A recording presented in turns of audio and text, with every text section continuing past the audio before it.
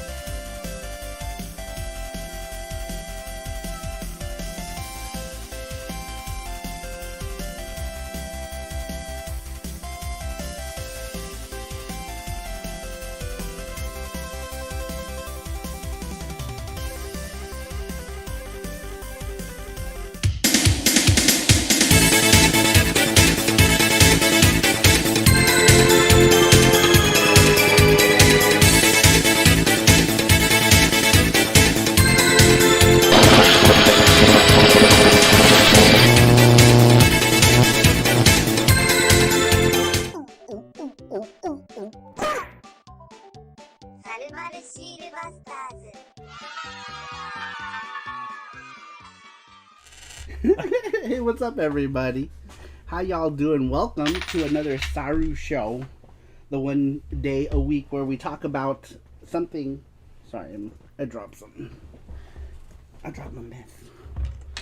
The one day a week we talk about a subject that you guys answer. It's an interactive type of thing, and every week we choose a topic. This week's topic is your favorite video game magazines, video game magazine memories.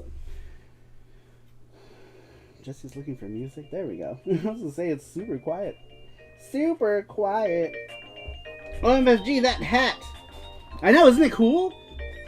I found it on the strip. And I was like, I have to have it. I was like, how much? It's like $62. Oh no, it was like, I don't remember. It was like $42 or something ridiculously expensive. I'm like, oh my god, the impulse buy. Yeah, I bought it anyway. Super impulse buy. But I loved it. I loved it. Oh my god, Homer's here. Welcome, Homer.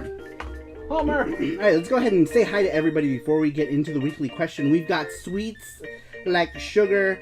Brandon Cruz says happy Saturday. Cinestubborn says hell yes, sir. Welcome, Cinestubborn. Matthew Roach is here. Sasquatch in time. Stry, welcome, City of Arts. Matthew Roach is here, and Matthew Roach already put in towards this charm right here. This is Puck Man. He's gonna puck. And we're gonna be doing this guy tonight. For those of you who don't know, I do these charms. For anyone who might be new, they're all attached on your computer. We do acrylic charms, and Mr. Puck over here is gonna be one of these guys like this. And you can hang him. You can hang him, you can eat him, you can touch him, we can do things. But thank you, Matthew Roach. Let's see, moving on here to people. GT Beakerman is here as well. I'm Borderline, says, woo, hello, each and every one of you studs. Homer. Randrick is here, welcome Randrick. Arcade Game says, yo! And that's it. I think I got everybody. Welcome, everybody. If I didn't call your name, then I'm an asshole. And I'm blind. Yes, Tentacoon! I know that. We should have just done Tentacoon tonight. Maybe next week. Hilarious. Oh my god, yes! That would be funny. Should we do Tentacoon next week? Anybody new won't know, but it doesn't matter. It's not like we got a whole lot of people who are new here anyway. It's all the old crowd. So maybe Tentacoon will be the Halloween charm. We can do Tentacoon as the Halloween charm for you guys. Alright. So, let's get into the weekly question. Here and meow. Right, meow. Last week, we asked you guys... Maybe I should actually open up the document so I can read. We asked you guys, what was your favorite video game magazine and why? Why? Come on, Toshi. Number 1, get out of here, Grammarly. Shit. You leave me alone. I spell things however I want. Kitsune-sama says PlayStation Power because it was usually the one I bought the most. Says Kitsune. Very cool. I'm gonna add everyone else's. Oh, we got more answers. Man, how many? Let's see. Let's see here. How many do we have today? Do you want to lower that just a little bit? We got 15 today. Oh, no. 15 so far. Picked on Siri by accident. 15 people answered. That first one was from Kitsune-sama. I think people are still answering questions. For those of you who are new, we do a weekly question every week. Why does it do that? Y'all can answer the question for a chance to win a game, but we read them here. We read your answers here every week, and it just makes it fun and interactive, and that's pretty much what the Saturday show is about. I didn't see this one until later. It says Homer. Oh, Tentacoon will bring the strange. Welcome, Super Boo. Welcome in. We're just getting started with the weekly question. Number 2 comes to us from Randrick. Randrick says, my answer is a boring one, and probably like 60% of the answers you will read. But for me, it's going to be Nintendo Power. I liked other magazines like EGM, GamePro, and Next Generation, but Nintendo Power is the magazine that I have the most nostalgia for. On a side note, I remember one issue of Nintendo Power talking about Dragon Quest V, and I thought it would eventually come outside of Japan, and it never did. Damn you, Nintendo Power, they actually did this a lot. They would talk about games in Japan, and I was like, why are these games not releasing here? Damn you, Nintendo Power, says Randrick. I know, isn't that the worst when, like, in a game magazine you see something and then it never actually comes out and you're like, God damn it. God damn it. That happened in every magazine, though, not just Nintendo Power. It also happened in EGM a lot. They would put stuff, you know, like, we also saw stuff that never came out at all, even in Japan, like Bonk RPG. Bonk RPG was one that got talked about in an EGM one time. That never came out anywhere. Nothing ever happened with that. It's that power issue. Alright. Very cool. I'm Charmerline. I donated $20 for Tentacoon for Halloween. I am the king of charms. What? We're doing Pac-Man today. Are you just donating ahead of time? We'll make a note of that. We will make a note. A note. But today we're doing Puck. Everyone Puck. Lotion and luscious beard. I know, my beard was starting to do that thing where it was like flaring out. I went out today, we went to go get Thai food. Oh, I forgot to post a picture on the Discord. I always get the same thing anyway, so if you ever saw my picture of Thai food, I get the same thing. I always get some sort of Thai curry and fried rangoons. Miriam on Roberts series says, I did not answer this one because I always thought game magazines sucked and I didn't want that to be my answer. Dang, I meant to go look at my old game mags to see which ones I had some of, says Super Boo. Ouch, lol, my answer is like the opposite of that. Yeah, I would hope most people's answers are the opposite of that. We will want to see Saru's food pics, says Matthew. Alright. Next one comes to us from... Who's this? I don't know. STN? STN. Who's STN? Alright, well, this one is from STN. This person says, I read them all, always thinking to myself that reading the articles made the video game magazines like real periodicals in the newspaper, as I'm sure most kids kind of did. Haha. But though I loved Electronic Gaming Monthly and most of the others, I will always be fond of Nintendo Power as it's one of my first. Plus, out of the Ninja Gaiden one I had but destroyed, I only have one of the Super Mario Bros. 3 copies left.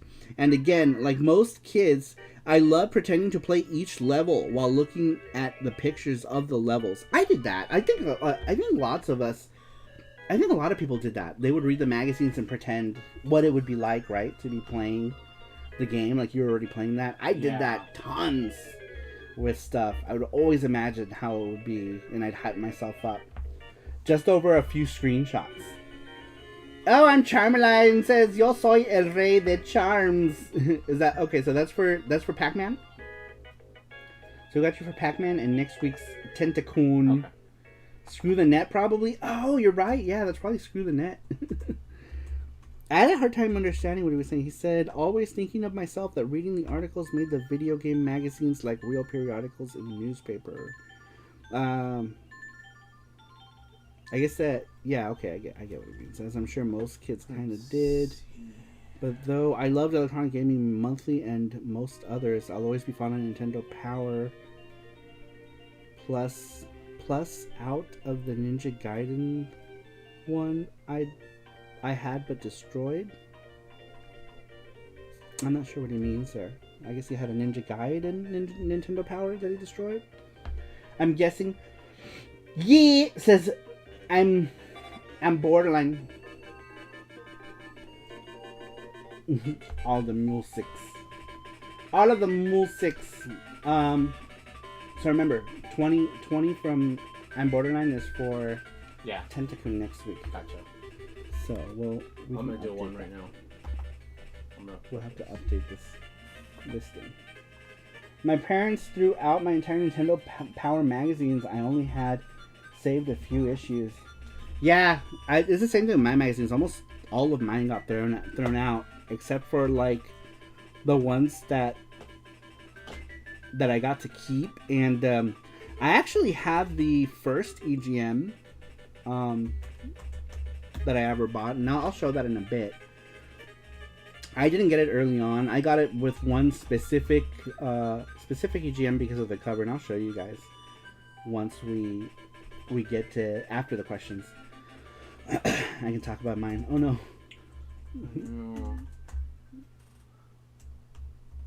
There you go. This happens.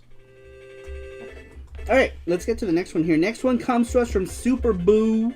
Super Boo says, I didn't really get game magazines regularly, at least not until we got that GameStop thing that subscribed us to the Game Informer magazine. We did get our dad to buy a few different ones at some stores, but I don't remember which ones. I still have a few of the different game magazines, but they're in another room, and I'm writing this right before bed, so don't feel like checking. Maybe in the morning, says Super Boo. Fair enough. My favorite EGM was the Final Fantasy X Yoshitaka Amano cover art.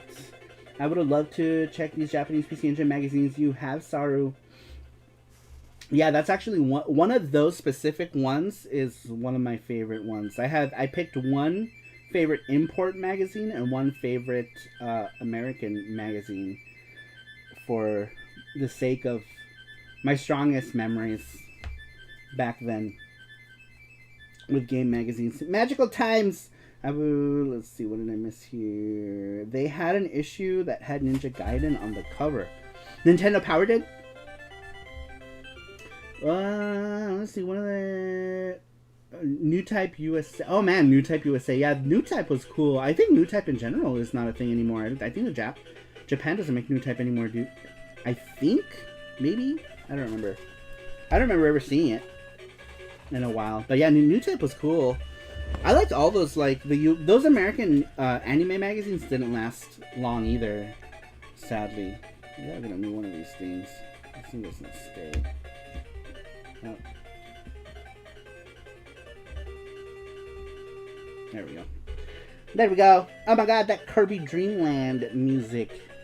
Drem. Kirby Drems. We all drem in Kirby. Level 2. Kirby. What do you want me to do with that? Nothing, just put it there. Okay. That's true. Alright.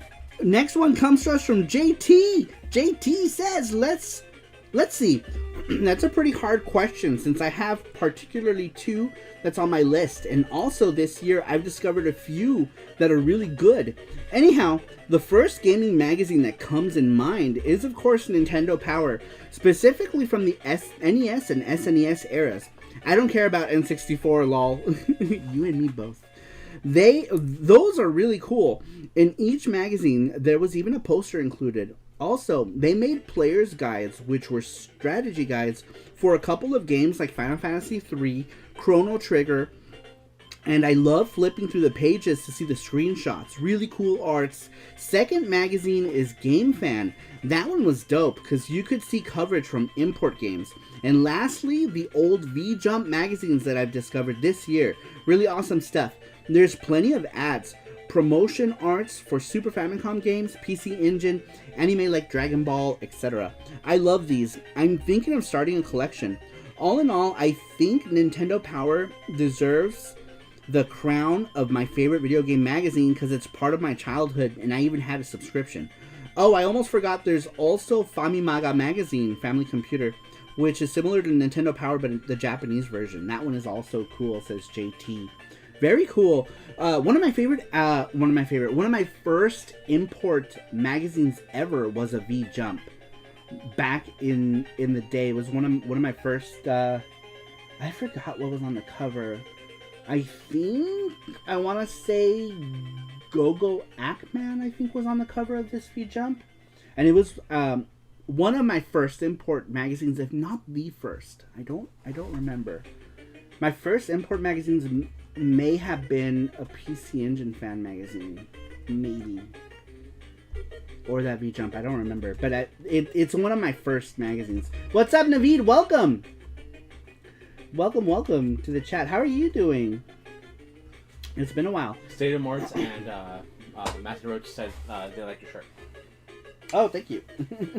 This was actually Jesse's. Mine has what does mine have? Mine has Grogu on it. But well, I don't know what is that shirt. I haven't seen that shirt in a while. It's hung up. Oh, is it? Yeah. Yeah, that one's mine. This one is Jesse's. Mine is the Grogu shirt. What was I gonna show you guys? Shit, I just brain farted. Oh, this magazine. We'll talk about this. You're This gonna show one my here. Zelda magazine. We'll talk about that one. He doesn't come to the chat, but we'll show it. We'll show it either way. Let's see here. Jesse McLove, dude, you're killing me with the music tonight. Love Kirby's Dream Land for life. Yeah, I think you said that was your favorite game, right? When we talked, or your favorite NES game when we talked about NES games. Boba Tea Fett. Boba tea. I want boba. Boba. Boba. Boba. I like JT's. I don't care about N64 lol. Let's see here. Next one is from Mackenzie. Is Mackenzie here? He's probably still at work, right? He works Saturdays late, I think.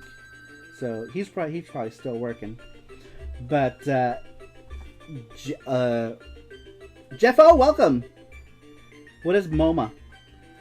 Of all time, the Game Boy version, Sarumaru, but yep, it is number 1, says Strive. Very cool. I love Kirby too. Saru's shirt is Bring Your Kid to Work Day exclusive. Is he in? Oh yeah, he's there. Yeah, that's funny. That's cute. Alright, next one comes to us from Mackenzie. Mackenzie says, admittedly, I don't have a lot of video game magazines when I was a kid. Technically this is a strategy guide, but I have a ton of fond memories using my strategy guide to Star Fox Adventures. The world felt massive and I wouldn't get lost or confused. What I was supposed to do or where to go, I wouldn't be getting a memory card for another 3 years. So this guide helped me beat the game without ever saving once. Just don't tell my parents I was playing the game when I was supposed to be in bed. Lol. The strategy guide is your basic game guide, but I guess this one is my favorite because it reminds me of the days when, of my childhood. Wish we got more strategy guides that were made for games nowadays, but I guess because of the internet, who would want to buy them? In many ways, I suppose that's a good thing, but nothing will be like those days when I was in elementary school, not having access to the internet. It was literally have a guide or figure it out myself. The only thing I had was the game console strategy guide and a nice toasty blanket and pillow to rest my elbows on, and maybe one can of Coke if I could sneak one, says Mackenzie. Very cool. Very cool. Let's see here. Randrick says, oh, I missed a bunch of stuff. Let's see. What are we talking about? I don't know. It rhymes with boba. I think it's in New York City. What is that? Like a convention or something? MoMA? Yo, MoMA! I didn't play Kirby's Adventure until like a few months ago for the NES. Beat Dreamland 2 and Superstar recently. I'm working through Dreamland 3. Very cool. Rover says, I wasn't allowed to have games while under my parents' thumb, but once I was free, I fell in love with the TurboGrafx 16, but all of the mags were P-pants for Nintendo and Sega and always ignored the TG16. Yeah, pretty much. That's how it was back then. But early on, there was some TG stuff, like in 1990, 91. You saw a lot of TurboGrafx stuff and ads for TurboGrafx stuff in 1992 because it was pretty much going out the door and they were selling stuff for super cheap. Oh my god, I just realized I was like 15 minutes behind on the live stream somehow, says Naveed. Oh no! Well, good thing that you're here with us in the living. In the present. Wow, as opposed... Nick is here. Welcome, Face! Let's see. That's too bad, Marilyn Rover. That's tough. I never heard anything on the TurboGrafx 16. Still barely know about it. Yeah, it was one of those systems that like nobody had and nobody really talked about. And even on the West Coast, I knew nobody with one. Nobody. And had it not been for the super flamboyant guy that worked at Pony Toy, I would have never even gotten any of it because he educated me on all of that. and he gave me my first ever demo disc and everything. So I wouldn't have known had I not seen East being played, because I didn't know anything about the TurboGrafx, and like they were bad about like advertising stuff, or how they advertised stuff. So I had no idea until I saw the intro for East 2 being played at this store. And I was like, what? This is like Animus. I was like super into anime back then. Now not so much, but back then I was like huge into anime, like early 90s. Dreamland 3 is not good. I did not like it. I bought it last year and finished it. It's so bland compared to the games. Is it? Oh man. Alright. Let's see, who was that? Mackenzie? Next one. Blade Runner. It's Face. So it's Face. I was looking around. I was like, where is he? Oh, Face. Face with all the names. What are we? They're talking about Harpies. All right, next one comes to us from Red 7. Red 7 says, I think I saw him in chat, right? Originally coming from the UK, it has to be CBG, Computer and Video Games. It was such an amazing magazine covering most home computers and consoles. Inside this magazine, I got my first glimpse of the PC Engine, and then later teased me with the super graphics. It even had reviews on arcade games, which probably seeded my collecting habit. I still remember some random articles about a mega console that was coming out. The Konix Multisystem, that had amazing peripherals with force feedback. It never got released, and I was gutted. The magazine was also my source of importing a Japanese Mega Drive when it first came out. As a nearby importing shop advertised it in the magazine, no way I was waiting for a whole year for a slow PAL machine. It's safe to say this magazine had an impact on a young Red 7, says Red 7. Very cool. That's awesome. And that's how it is, right? Sometimes you see stuff in magazines. I think magazines, for the most part, are the reason why I also got into import games, too. Is because a lot of magazines covered imports. They'd always have blurbs. Like, EGM always had blurbs. And EGM was always one that I read. Or at least I started reading in 1991 is when I started reading EGM. But before EGM, my first game magazine was a magazine called Video Games and Computer Entertainment. I didn't have Nintendo Power like most people, and I didn't have any subscriptions to any magazines except GamePro, which sucked compared to like EGM.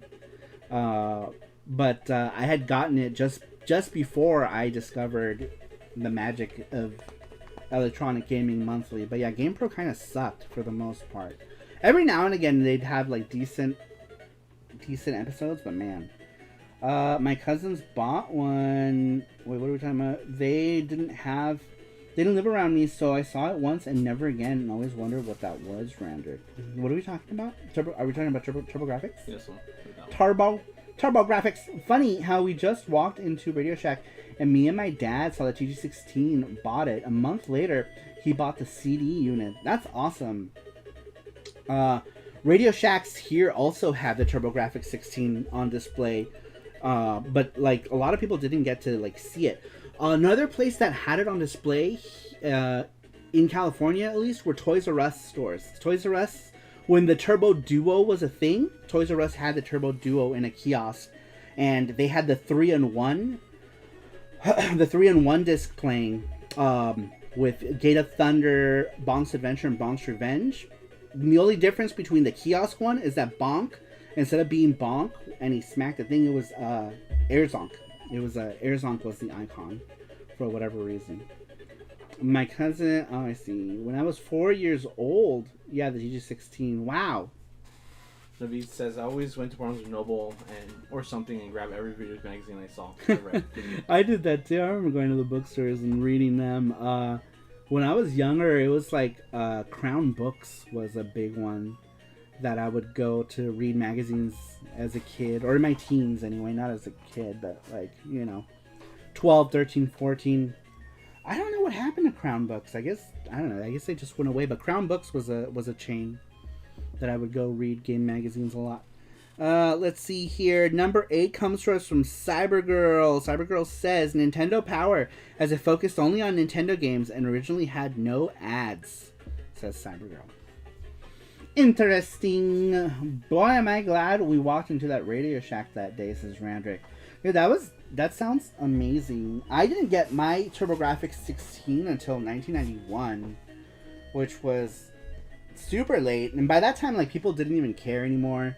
I didn't get my CD unit until 1992, which by then it was almost dead. They were pushing the Turbo Duo, but it was pretty much, the Turbo Duo was like their last lifeline in 1992.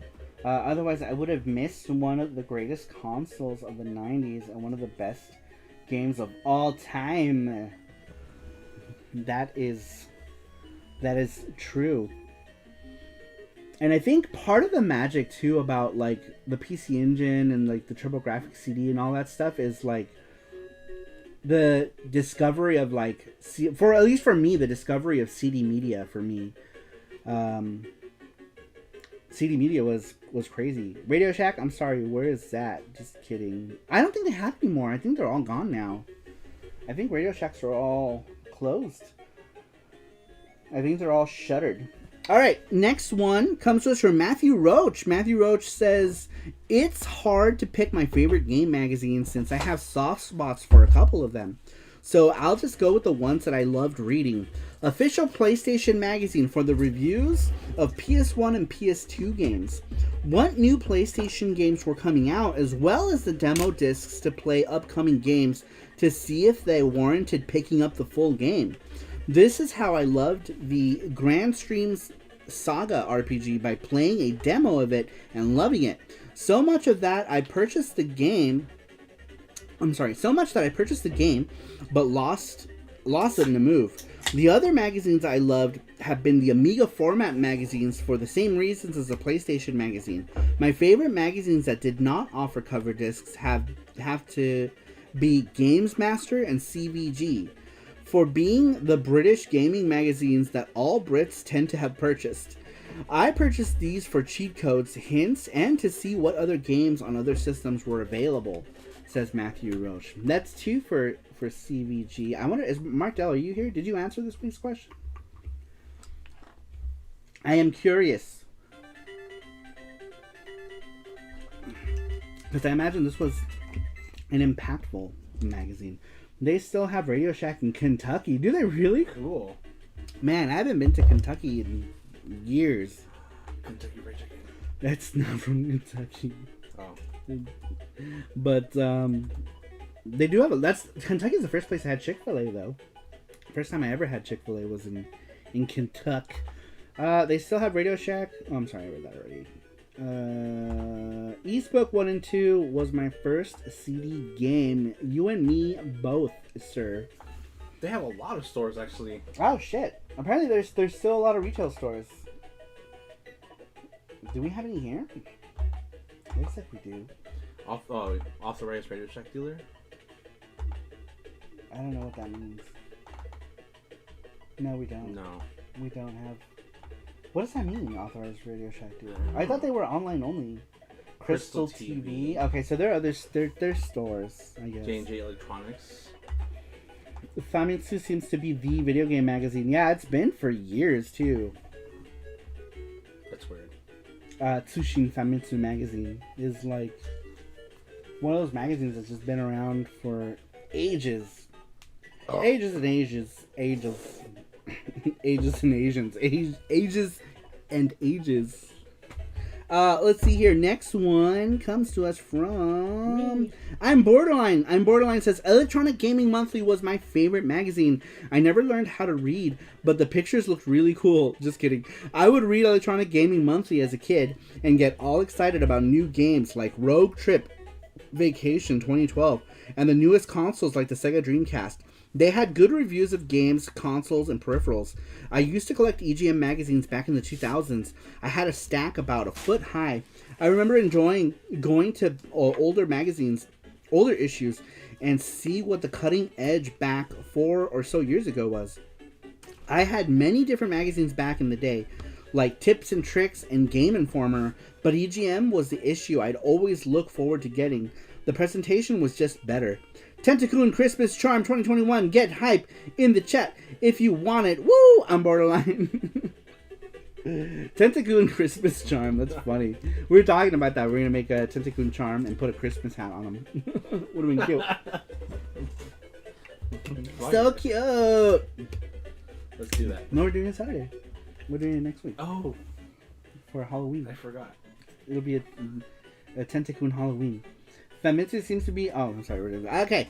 Next one. Number 11 comes to us from Stry Stadium Arts. He says, Electronic Gaming Monthly for sure. Favorite magazine overall, though? Maximum PC. It's what got me into the job I do now. Outside of being literally retarded. But EGM was a huge formative part of my adolescence. I actually read and now watch more than I've ever played video games. Mostly because I was never really allowed to play as much as I want, and I could never afford the games I wanted to play.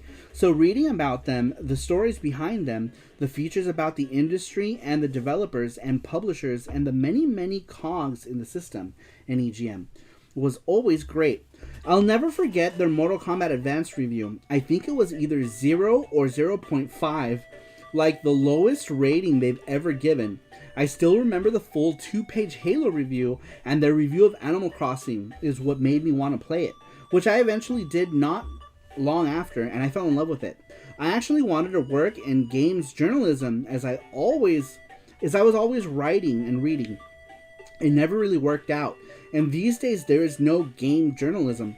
It's just advertising and product placement.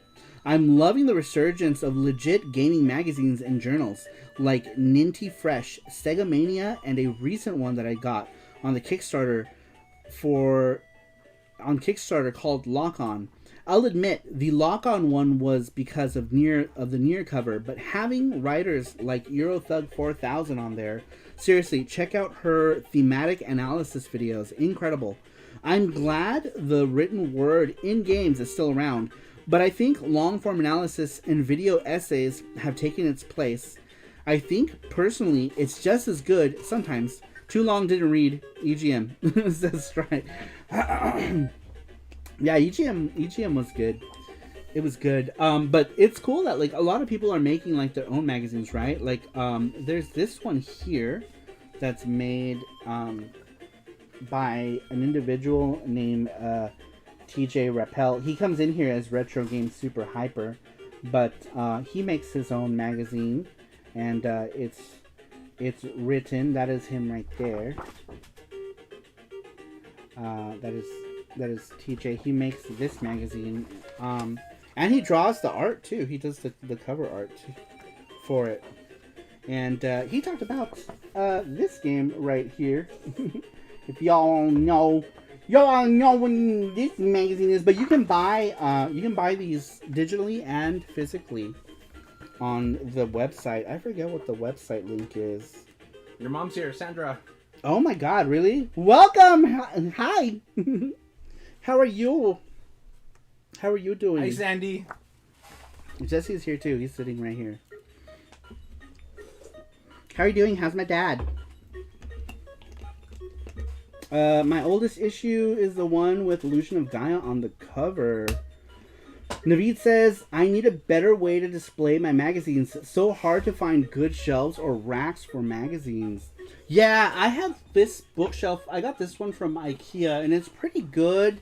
As long as you keep stuff in it. Like, I have some of my magazines in there and books and things. But as long as you keep everything tightly wedged, then it's good. Otherwise, shit's just falling everywhere. We're gonna get bookmarks. Yeah, we do. We need bookends. That would be good. Six is here. Welcome, Sticks! He says, what's up, Jesse? What's up, Sticks? What's up, Saru? That's cool. New magazines. But yeah, this person, he's already, I think, on the 4th one. This one was the 2nd one. I think he does, or maybe he's on more right now. I think he does them. I don't know how often he does them. I think a couple times a year, because it's just him. It's just one person. But he talks about a lot of retro A lot of What's up, Gizmo? retro stuff. Welcome, Gizmo! Other retros. Alright, let's see here. Next one comes to us from number 12. It's long. It's going to be Marox. Yeah, Marox 75. He says... Alright, let me take a drink, actually, before I start reading this one. And a deep breath. Marox says... Now, this was a topic I didn't see coming, but it's an interesting one nonetheless. Of course, everyone watching this is familiar with the video game magazines we had here in Sweden, so there's no real reason for me to extrapolate on the various publications. I think you meant to say that, of course, everyone watching this is not familiar. He says, I mean, who can forget such memorable magazines such as the short-lived and very cringeworthy Sega Force? For all you Sega news written in the all-90s tude a Swede can muster, or one as well known as the Swedish version of PC Gamer, not the British one, no, the Swedish one. There's also, of course, the various forms of official Nintendo Club with its corresponding publications that have taken over the years, something which at its height of popularity had about 5% of the Swedish population signed up as members. From the original... in parentheses, good luck with the Swedish Saru Nintendo Video Spell Club with its monthly newsletter to the later Club Nintendo with its official magazine.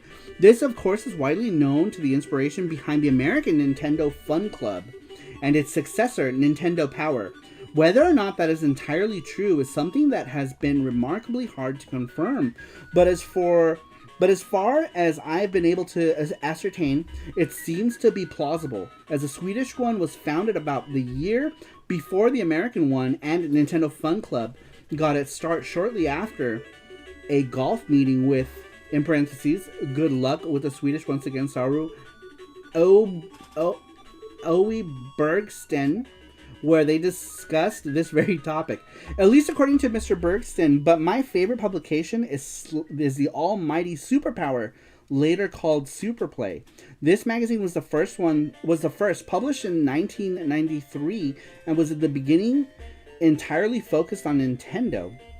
But in 1995, or to be more specific, the issue covering E3 1995, they started covering all sorts of video game consoles. They had a lovely page in that particular issue with some information about and pictures of the 3DO, Atari Jaguar, and Neo Geo CD. Can't tell you the mysteries of those systems were at the time. I think is what he means. In all honesty, I can't really say that this is the best video game magazine we had, but it is one I had the most nostalgia with. All of my memory dictates my answers this time around. From its reviews covering the launch lineup of Sega Saturn in 1995 to the continuous information detailing the Sega Dreamcast, I can even still remember some of their old April Fool's jokes. This one time they covered a soon-to-be-released Swedish console called the Viking X, made partly from recycled toaster parts. Is that real? I guess the gist of this magazine used to be fairly important part of my gaming life, says Marox. Interesting! Sandy says, I'm fine and your dad is great. He's watching boxing. He's watching boxing. Hige's here. What's up, Hige? Is he watching boxing? Is he drinking coffee and having Stella Dioros? Oh man, that's one thing I haven't had in a while. Is Stella Dioros. Owarai Gema Hige Channel. Welcome! And hi! Welcome back. Welcome back, Hige-chan. Mackenzie's here. What's up, Mackenzie? What's up, Mackenzie? City Mart says, the dream has been cast. Sonic and Tails will join the melee. Remember that April Fool's and EGM about Sonic being unlockable in Smash Bros? That's hilarious. My daddy's eating Celadoros. That's his favorite, coffee treat. I remember Sega Vision's newsletter before GamePro. I feel old now, though. Oh my god, dude, I remember the Sega Vision's magazines. My friends had them. I didn't have any subscriptions to anything. I didn't get any subscriptions. until GamePro, because they had like some super cheap special where I think you got like 6 GamePro magazines for like some crazy low price or something. And I actually got a subscription, and it was my first subscription, my first and only subscription on, I need a white one, to any video game magazines back then. Mackenzie, welcome. I read your thing earlier. No, the glasses thing. Thank you. Sasquatch. Okay, next one comes from GT Beakerman. Beakerman says, Electronic Gaming Monthly was my first gaming magazine. My first gaming magazine love. I would walk over to my neighborhood Walgreens, sit in the magazine aisle, and read EGM cover to cover, or until I was asked to leave or buy. From that era, EGM had the best previews, the best features, the best review format, and the best rumors and gossip thanks to Quarterman. EGM also had the craziest April Fool's jokes.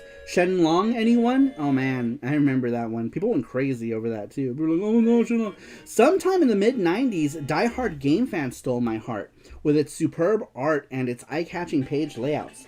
GameFan also had great import games coverage and the best screen captures of any game magazine on quality glossy paper. I recall that I would buy EGM to read and GameFan to drool. After high school, Next Generation first captured my attention at perhaps the most exciting time in video game history. It was right at the beginning of the 32-bit wars, before the Saturn, PlayStation, and Ultra 64 had launched. Next Gen felt like a grown-up gaming magazine, with fantastic articles about not only games, but also insight about the gaming industry. Next Gen helped guide me through 2 generations of console wars, as well as into my PC gaming. Through the years, there have been many other gaming magazines that I really enjoyed, such as PC Gamer, PC Accelerator, Game Informer, Nintendo Power, etc. But overall, Next Gen, GameFan, and EGM deserve their places in my personal gaming magazine's Hall of Fame, with Next Gen at the top. Man, I remember Next Gen, the magazines, the quality of the magazines were always really good too, right? Like the covers were like this like beautiful, glossy, very heavy duty material, and I don't know how it worked out for them later on, but I remember in the beginning they were really nice. I specifically remembered reading Next Generation when the Dreamcast was like first a thing, right? Because they were doing coverage on it and really good covers for their magazines at the time. Let's see here. Did I miss any? Solid Snake! Exclamation mark goes above my head. Doing good. Just at work, Saru and Jesse. Was hoping you wouldn't notice me. Says Mackenzie. I see you. Now crawl back in your cardboard box. Mackenzie says, "Sorry without glasses." And scoot away. Right. Huh? Sorry without glasses isn't right. I know, right? It's weird. It's weird. There's so much face real estate. The Next Gen reminded me of Time Magazine. Did it really? Screw the Net is here. Welcome, Sonic Hat Saru-sama. I know, it's cool. This is one of my favorite newer hats that I got this year. This is my only hat that I got this year? I think so. I think this is because we haven't been going places and things. So yeah, this is the only hat I bought this year. It's the Sanic one when Jesse's parents were here. We went to Circus and they had it. Next Gen was a bunch of 2D haters. that's kind of true. Well, I mean, it was called Next Gen, and 2D games weren't exactly what was considered Next Generation back then. So it's understandable. I mean, I hate it 100%, but I could see why they would skip over that. Super jelly. All right, next one comes to us from. Who is this? Reluctant Hero. Speaking of Reluctant Hero, he says, Nintendo Power hands down. My parents bought me a subscription during the first year of the magazine when it was only 6 issues a year. Something happened. Transfer. Oh my gosh. Transfer gave me here. He says, give away one, keep the change. Thank you, Transfer, for that charm donation. We made our charm pool goal. Thank you for the $60 donation. We get to fund this guy and turn him into an acrylic charm for all of you to see. And I'll read that one from the beginning. Again. But we'll make a charm just like this one. And for those of you who you don't have to do the whole like charm donation thing. That's only to like pre-order the charm and get your name on the back of the package, like this one here. I wonder which one was the. Sorry. That's hot. That's hot. Here we go. Ooh, this is one of my first ones right here. This one's all gone. This is the last one I have. This one's got Transfer's name on it right there. The $10 plus $10 for the charm. That's why people are donating $20, because $10 gets your name on the charm itself as a charm sponsor, and then the other 10 goes towards the charm. However, you can just go to sarumaru.com and simply just buy the charm once it's made for $10. No need to do the whole charm sponsor thing. You could simply just buy charms that you like and want. So we're doing Pac-Man. Thank you so much, Transfer. We're also going to be giving away one of these charms of your choice. So if you can head on over to sarumaru.com, you can see all of the different charms that we have available. Somebody tonight will win a free one thanks to Transfer. And we're going to give one of those away tonight, as well as a game for people who are answering the questions. Remember, you guys, when you guys answer these weekly questions, we give away a game every single week. We've been giving away one retro game for almost 3 years. Every Saturday. Well, almost every Saturday. Sometimes I'm sick. Sometimes I'm out of town. Sometimes I'm out of the country. Which hasn't happened since 2019, but... I know. That's another story. Thank you, Matthew Roach. For another day. Thank you, Matthew Roach, for the links. I appreciate that. Hige-chan says, are you talking about game magazines? Yes, we're talking about game magazines. And I'm going to show some of my favorites that were mine when I was young. And maybe Hige-chan knows this magazine as well. Maybe. We'll see. Hopefully he does. But it's one of my most fondest memories of a game magazine, and I collected all of them. Well, I'll get into that story later. Thank you, Transfer. Yes, and thank you. Wow, Transfer making it a special evening. Transfer always donates to the cause. That was an extra generous donation. Thank you very much. We get to make this charm now because of this donation as well. Anyone remember Game Players Magazine? That was the worst mag. Game Players Magazine. Why does that sound familiar? When growing up, Game Informer was like the worst for a long time, but they actually started getting pretty good the more they went on. But in the beginning,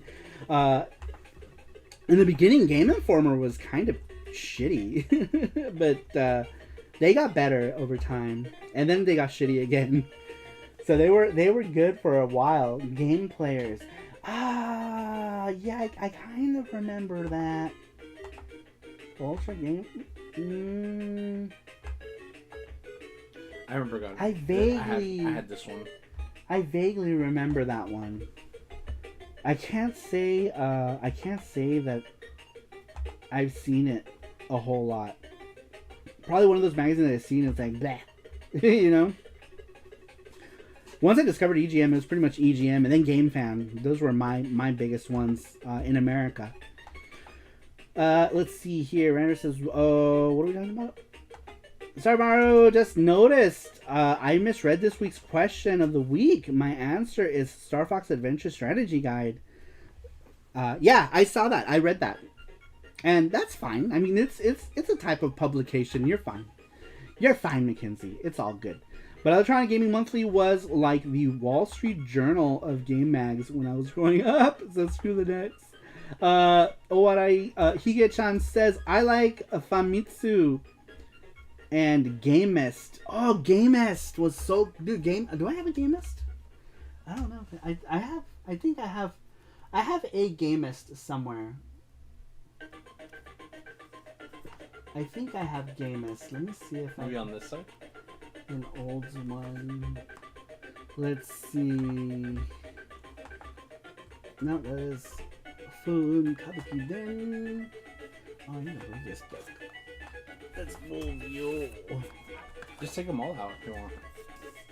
No, because I don't want to put them back. That's true. I don't want to put them back. Here we go. So this one is... This one is a Games Mook. This one, Games Mook, is about Tengai Makyo Shinden. We know this here is Kabuki Clash for the Neo Geo MVS. I'm a big... Here's Tengai Makyo Shinden for the Neo Geo. It also came out on Neo Geo CD. I absolutely love this game. I love this series. Too bad the series is super kanji heavy and hard to read. I've only ever beat Tengai Makyo Manjimaru for the PC Engine. Is the only one I've ever beat. At some point, I need to go back and try to beat the others. I got stuck in the first one somewhere, and then I just gave up many years ago. Alright, Jesse just linked our charm giveaway. So you guys can go ahead and click on that link, and you have a chance to win yourself a charm tonight. I have Kabuki Clash in my 4 slot right now. Says, I'm borderline. Oh, cool, Manjimaru, you are Sarumaru. Let's see here. I like turtles. Alright, let's move on to the next one. Next one comes to us from Cerulean. Cerulean says, there were so many magazines I used to read, from Nintendo Power and Sega Visions in my earlier days to EGM, Next Generation, Video Games and Computer Entertainment, and of course, GamePro. But all-time favorites, it would probably be a tie between Game Fan and Gamers Republic. Oh wow, that's another one. Cerulean says, not only did they cover consoles, and the former included arcade titles, and the later also covered PC games as well. They both covered anime and Japanese gaming scene also, which always intrigued me with EGM's ad at the end of their magazines with import shops and whatnot. Covering what others didn't always got my respect. And what the heck, I'll throw in a nod to Tips and Tricks magazines as well. Like the other two I mentioned, they not only covered consoles, but arcade titles and Japan gaming, which helped me in getting a Neo Geo Pocket Color. And their yearly big codebook was always something to look forward to. Haha, says Cerulean. That's awesome. Man, I remember those ads back in those magazines back in the day. We should actually, we'll just talk about it now as we're going. So, my first EGM magazine when I was a kid was this November 1991 issue of Electronic Gaming's Monthly. It advertised Teenage Mutant Ninja Turtles 3, but obviously that later became, as we know it, Turtles in Time. And Ultraman, this was my first Super Nintendo game was Ultraman. And it was like early launch title, right? Like the first couple waves of games, and Ultraman was one of them. And I remember buying it, I was like, this game is special. But man, this one was awesome back then. This advertisement alone was the reason why I bought this game right here. The Legend of the Mystical Ninja right here on the upper right hand corner. This one is in Japan it's like Gambare Goemon Yukihime something. I don't know. I don't remember what it was called in Japan. The Yukihime one.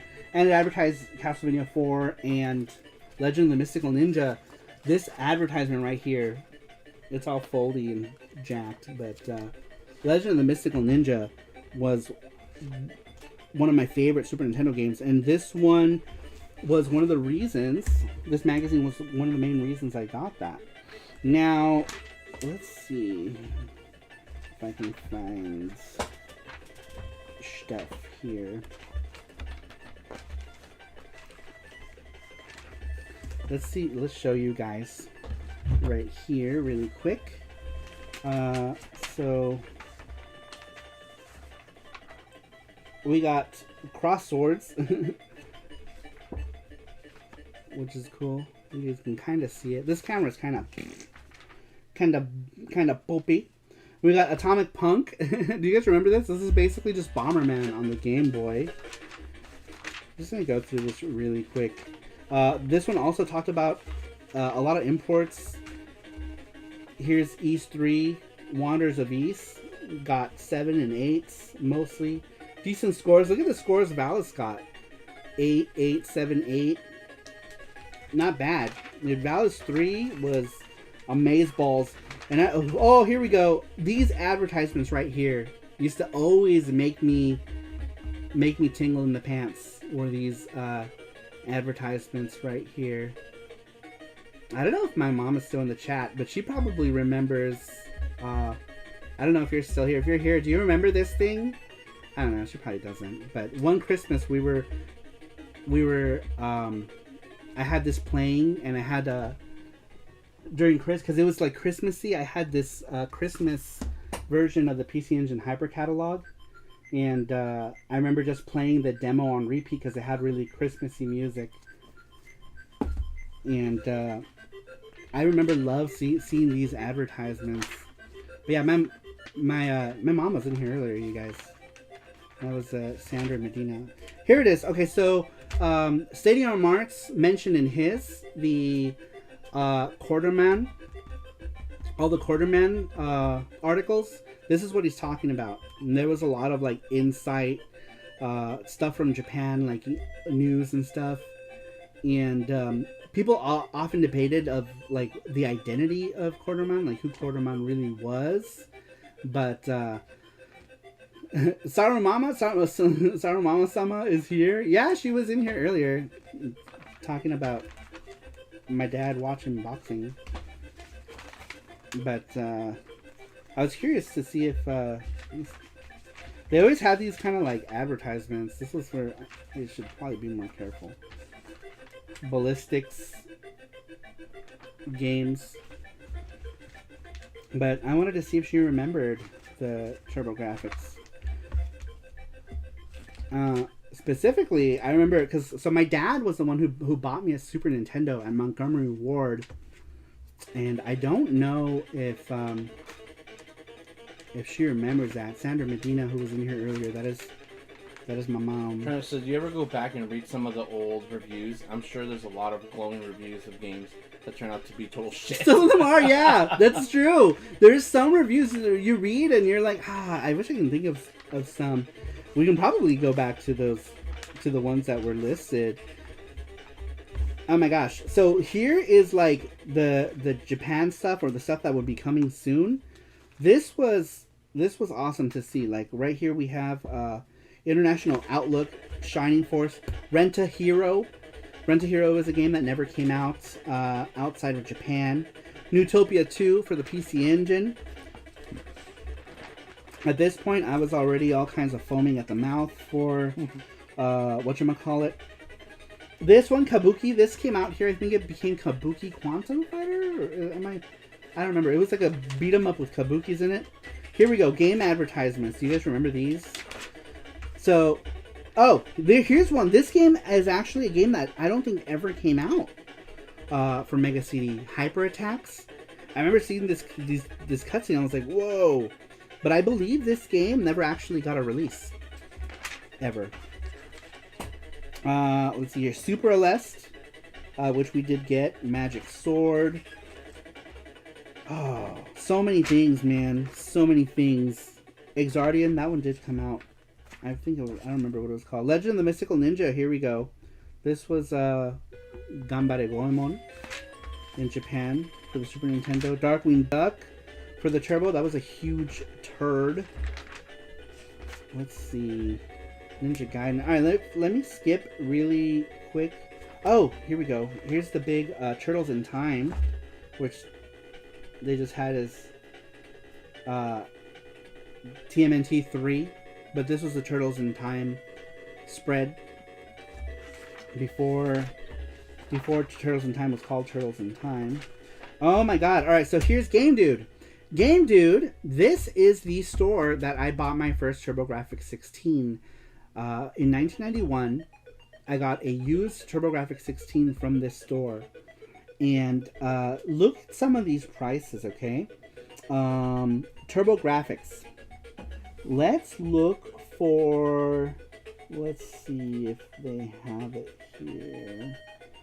No, it's not listed. But look at these prices. Can't see them because the camera's so... Alright, let me give you an example. Aeroblasters, $12. Alien Crush, $5. And these games were always complete. They were complete in their cases. Bomb's Adventure, $8. Valis 2 on CD, $8. This was before. Eastbook 1 and 2, $6. Like, what the shit? But anyway, yeah, so Game Dude was really cheap. My first TurboGrafx 16 console was like $60. I remember it was, I think, it was 64 something total for my TurboGrafx 16 in 1991. It was super cheap. They were located in Hollywood off of Laurel Canyon in California, and the place still looks the same. Like, if you go there now, it still looks the same, and I believe they still even do the sheets. This made me want a Lynx. I never got a Lynx. I ended up getting a Game Gear, which miraculously my mom,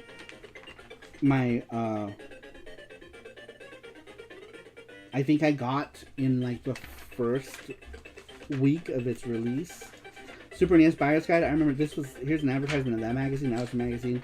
Rocketeer, that game was garbage. Let me quickly skip forward to some stuff. UN Squadron. Dude, that game was awesome.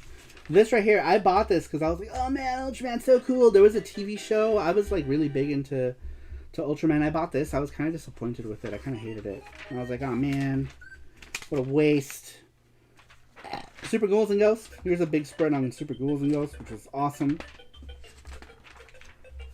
I'm just skimming through. I want to get to the end. There's more of the advertisements, but there were a bunch of them all throughout the magazine. Here's Quackshot.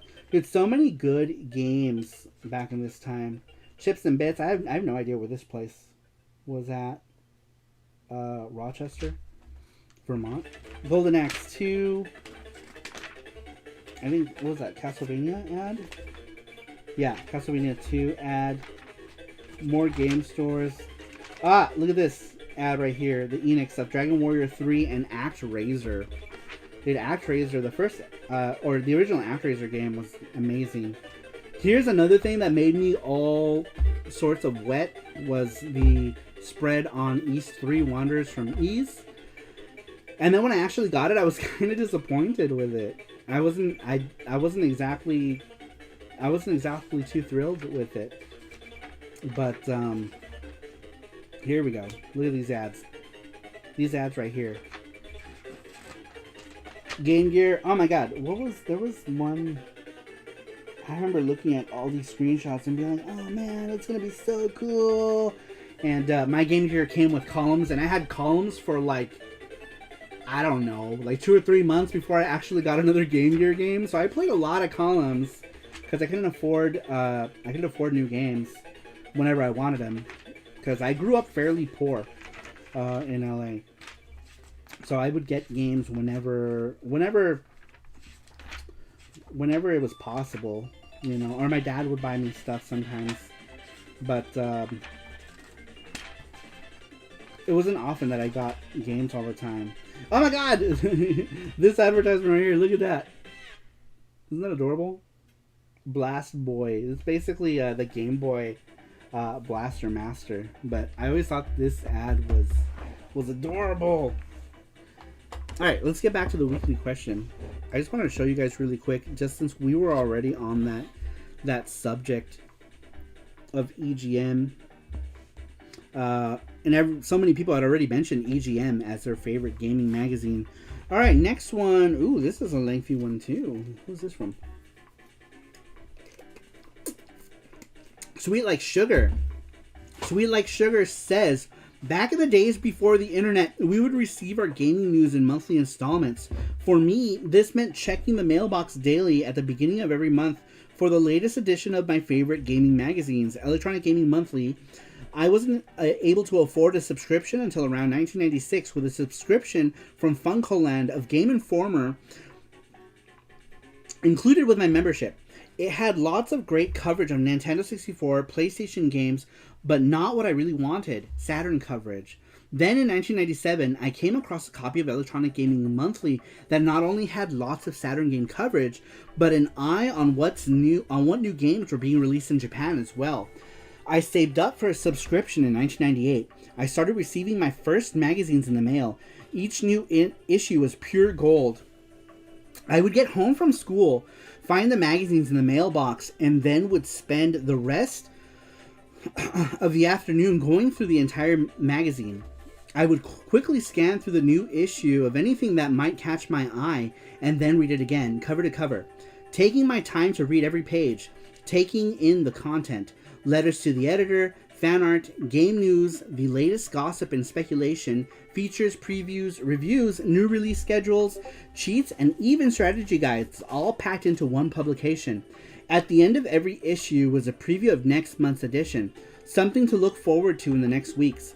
Even the advertisements at the back of the magazines were cool to look at, with import games, video game music CDs, and collectible figures too. Finally, here was a magazine that loved the Saturn and all things Japan as much as I did. The snarky attitude and humor started on page 1 and could be found throughout every issue. These were people who were very passionate about video games just as much as I was and had a passion for writing about it. Eventually, the internet came into mainstream and magazines went into decline, with the best and brightest staff moving on to other jobs. For a while there, it was a truly magical time in the gaming industry where it seemed almost anything was possible, and a small piece of that magic was placed into my mailbox once a month to sit and wait for me to just pick at it and absorb as much of it as I could. I never threw any of them away, and I still have them to this very day.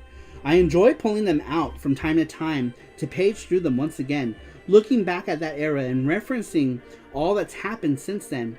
Some say that if you look close enough in the right light, you'll see a slight shimmer of the magic on the pages that will forever be bound to them, so sweet like sugar. That's very cool.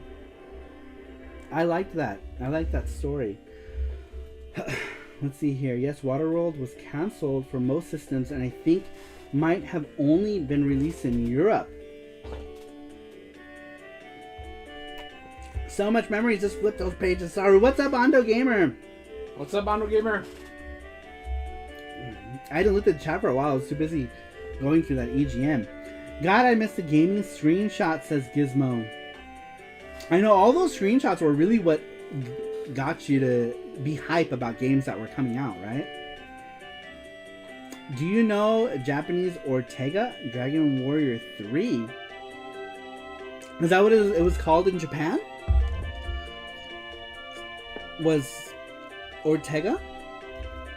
So Dragon Warrior, Dragon Quest, those games I never really played when I was young. I wish I had, but I wasn't into RPGs at all until the TurboGrafx CD. I didn't start playing like action RPGs, and then, you know, Zelda. I remember renting Zelda from Video Time, actually here in Las Vegas. When I was here for the summer, I rented Link to the Past from Video Time, which was cool. The gaming magazines I have, I treasure them now, says Ando Gamer. Sadly, I didn't get to keep a lot of that stuff. I only really kept very few magazines. And most of my Japanese magazines that I could take with me, like the PC Engine ones, but a lot of them are gone. Let's see. He is like Kandor from Dragon Quest 3. Interesting. That was nice, Sweets. I remember waiting so eagerly for my Sega Visions magazines to arrive to our mailbox. Can you lower it just a little bit? Just a tiny bit. Those prices were cheap from Game Dude as long as you have the money to afford the cheap games. Yeah, that's true. Dude, if I had the money back then, I would have had all of the games. But I only ever had a few select games for every console. It was not possible to get all the games that I wanted. It was hard. So I only ever had a few games for everything. Or not a few, but like I had a good amount of Super NES. I never had a Genesis until much later. So it was pretty much, I was just buying games during that era for Super NES, the TurboGrafx 16 CD, and I only had like 4 Game Gear games the whole lifespan of the Game Gear. I only had columns. The first Streets of Rage, Sonic the Hedgehog 2. I had an X-Men game. I remember the X-Men game. I didn't have it. What else did I have? I'm trying to remember what my. But I only had like 4 games or 5 games ever. I had a lot of Game Gear games. Did you? Yep. Yeah, so I had it like when the Game Gear was a thing, and so it was expensive to buy. Oh, I got it like towards the end. Yeah, because later on you can find all that shit super cheap, right? Like swap meets or whatever. But that's where I got everything from, swap meets. Yeah, but at the time it was expensive to get any new games. Cost money, a lot of money, lots of money. Those pictures were from Game. Oh yeah, I just read that. That was a beautiful story, Sweets. Yeah, that was a great story. All right, let's move. Wow, we got a bunch of answers last minute, huh? Yep. Cool. All right, so let's see here. We got a couple other ones here. Before I go any further, let me talk about another one of my favorite video game magazines. This one is my most memorable memory of all of them, but I do have them all. I left them all over there because I'm a dumb. So this one is another one that's really, really memorable to me. The PC Engine Cd-Rom Capsule Volume 4. This one was amazing because it let me play Ys 4 before Ys 4 was released. That was one of the big ones here. Ys 4 had not been out at this time. It was also Christmassy. It was just an amazing magazine all around. I was 14 years old at this time. I used to buy all of my books from Yauhan Plaza in Los Angeles from a place called Asahi Ahonya, which was just Asahi bookstore in Yauhan Plaza. It was on the now there's a Daiso there, but on the first floor it used to be called Asahi Book Company or Book Co. In the Japanese was Asahi Ahonya. And I bought all of these. Time to rewind. I bought all of these except for one, and that was Volume 5. I wouldn't buy Volume 5 until the internet on eBay later on. So for many years, I was always missing this one right here, PC Engine CD-ROM Capsule Volume 5. For many years, I was missing this one, and I finally bought it thanks to the internet. But, you know, in Los Angeles, like, if you couldn't find it, you couldn't find it, right? Because there were only a few places that carried these specific books. In Los Angeles, there were 2 stores that carried this magazine. That was Asahi Ahonya and Kinokuniya. Kinokuniya and Asahi were the only ones that had it. And Kinokuniya's last one that they ever got was this one. But I didn't buy it from them. I bought it from Asahi. The only one I bought from Kinokuniya was this one here, and only because I could not find it at Asahi. Asahi didn't have it, so I had to buy this at Kinokuniya. But Kinokuniya's markup was always so crazy expensive, and Japanese magazines in Los Angeles already had a markup. You were going to pay at least $10 more for whatever magazine, so I was always paying like $35-$40 for these magazines. And then I would later on buy the other volumes. My first 2 were given to me by somebody who worked at a place called Pony Toy Go Round in Los Angeles. And he gave me the first 2 discs. These were my first 2 import games. I later on got these magazines, but my first 2 were these as a teenager, as a young Saru. Thank you, Matthew Rush, for posting $13-$14. Saru review of the PC Engine Capsule Volume 4. Oh, thank you. I appreciate that. I talk about I stopped doing the videos because nobody was really watching them. But eventually, I think I'm going to redo them and just do them shorter and smaller because I think they're too long, and I think that's why people are not watching them. So eventually, I'll redo them at some point. Elvis Roa's here! Oh my God, Elvis Roa! Welcome, Elvis Roa! Para mis nalgas calientes, press 1. Para mis nalgas frías, press 2. Well, obviously 1. Obviously 1. I want to see if I still. What is that cover that I drew? Do you remember seeing? Oh, here it is. I see one of them.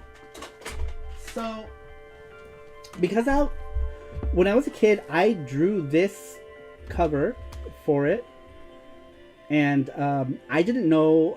I knew very, very little Japanese at this time. I was barely learning how to write katakana, but so there's some mistakes on the back of this one because I had nothing to go on. I didn't have the book at this time. I did not have this book. I only had the disc, the CD that was in it, because it was given to me by the store clerk at Ponytoy Go Round. He gave me the first two, and that started me on my obsession with PC Engine. So when I was 14, I drew this here. I used to draw with colored pencils all the time. I don't know that I would be any good now, but Crayola color pencils, back from I started using Crayola color pencils when I was 12. Really big on this. So I used to, if I didn't have a cover, I would just draw my own for it. I would just draw my own cover. I made this green because I didn't have a pink pencil, so green it was to match my other PC Engine games, which was only one at the time. These two were my first PC Engine games ever. I didn't have Japanese games were super expensive. My first real games were Advanced VG and Fatal Fury 2, but in the early days, these were my first ones. Were these Capsule magazines, and it was magical to be 13, 14 years old, discovering new games for a console that everyone didn't give a shit about. Because by the time I was collecting these books, people didn't even less people gave a shit about the TurboGrafx CD. But these were my first two. I eventually ended up getting the other two books later on in time. But my first purchased one was Volume 3, and then Volume 4. This one would be the first one that I bought myself. Even though I knew that the store clerk would have likely let me have his disc, I wanted to start buying the books, and I started getting the books. But this one was the first one I actually paid for with shopping cart money. And then I got 4, and then I got 6. 5 would elude me, and I wouldn't get 5 until 1999, I think, because of the internet. 1999 or 2000. But in Japan, they made a lot of these, and they all came with demo discs. Like this one. This one was my first Tengai Makyo game. I would later on play 2 afterwards, but the first time I ever played Tengai Makyo was this. This was my introduction to Tengai Makyo, and I learned about Tengai Makyo from V-Jump. And this one all of these came with demos in Japan, or the Taikenban. And I would play this. This was a very long demo too. I couldn't believe how much of the game they actually let you play. Here's one that I got the book for. I actually have 2 demo discs for this, because I used to have this book and I left it behind and they all got thrown away. So I have 2 of these discs. This is kind of hard to get now. This was Seiya Monogatari, Unearthed Fantasy Stories for the PC Engine, and I had to buy this book again because the book is gone. But I actually have 2 demos for this. This actually came with I don't know if you guys saw PC Engine Works ripped Psycho Rider, which was a shooting game. That came from this demo in here. This demo has the game. So see, this one is intact. My original disc is in a case somewhere, and I had to buy this book again. That's I cool. only had We got that at what's that place called in Japan? I don't know. A2? Was it A2? No, it was Mandarake. Mandarake, yeah. Yeah, we got Mandarake. it. We got this one.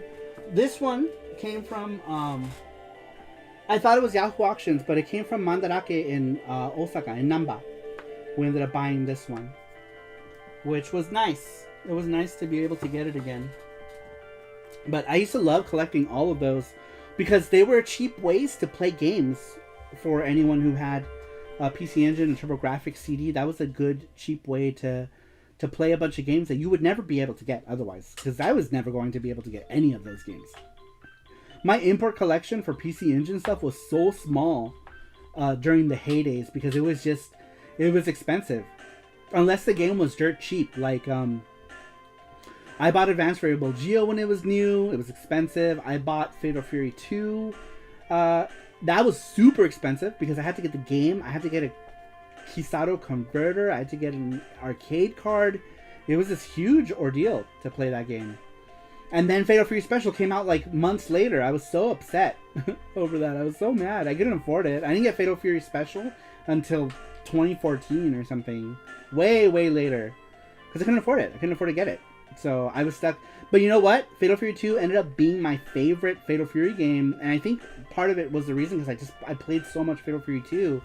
I now have every version of Fatal Fury 2 ever made. Because I love it so much. But when I was a kid, I was upset that Fatal Fury Special had come out mere months after I had gotten it for the PC Engine. I was like, fat. Let's see here. What are you guys talking about? I was going to go to Canada, but Olivia was not feeling well, and one of her sisters doesn't have her second vaccine yet. Oh, wow. I want to go to Canada. I want to go to Canada, too. Are we allowed to go to Canada if we're vaccinated? Yeah. Do we have to quarantine or anything, or can we just go?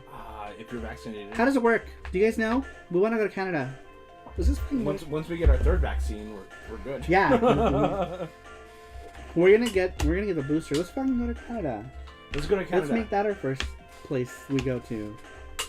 Fuck it. We want to go to Vancouver. We're going to Vancouver. We're gonna fly to Seattle and drive there. Come to Montreal. What's in Montreal? Where's Montreal at? We don't have a specific area. Just hang out after we cross the U.S. side after Niagara Falls.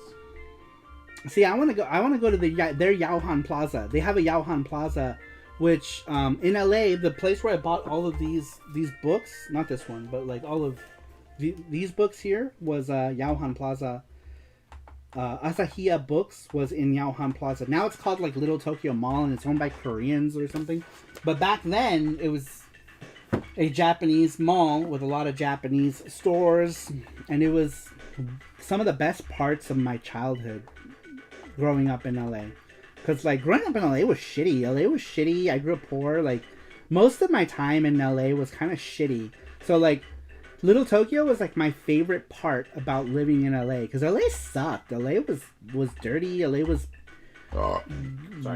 gang ridden, especially like because I grew up poor. I lived in like a lot of shitty neighborhoods because of my biological mother. The person who was in here earlier, by the way, that was my stepmom, but she's, for all intents and purposes, my mom. But yeah, my biological mom, it was like, I grew up really shitty for the most part. Every now and again, she would do something cool. Like miraculously, she got me like a Game Gear, and like sometimes she did like cool stuff, but for the most part, it was a shitty upbringing in LA. So Little Tokyo was like my favorite part about being a kid.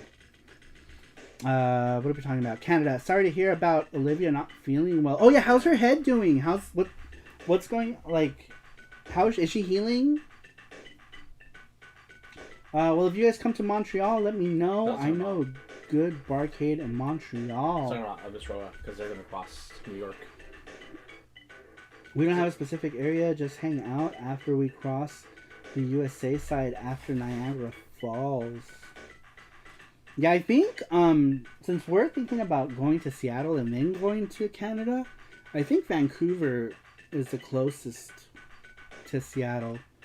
But I don't know. We should see what it's going to cost us, because we're going to have to rent a car when we fly there.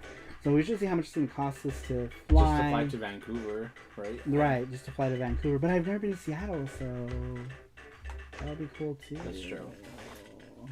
It'll be cool to see Seattle. I've never been. Oh man, I missed your mom. Tell her I said hi. Yeah, she was in here earlier. I'm going to stay with my friend. In Seattle? Huh? Where? One of my friends from high school. Lives in Seattle? Mm-hmm.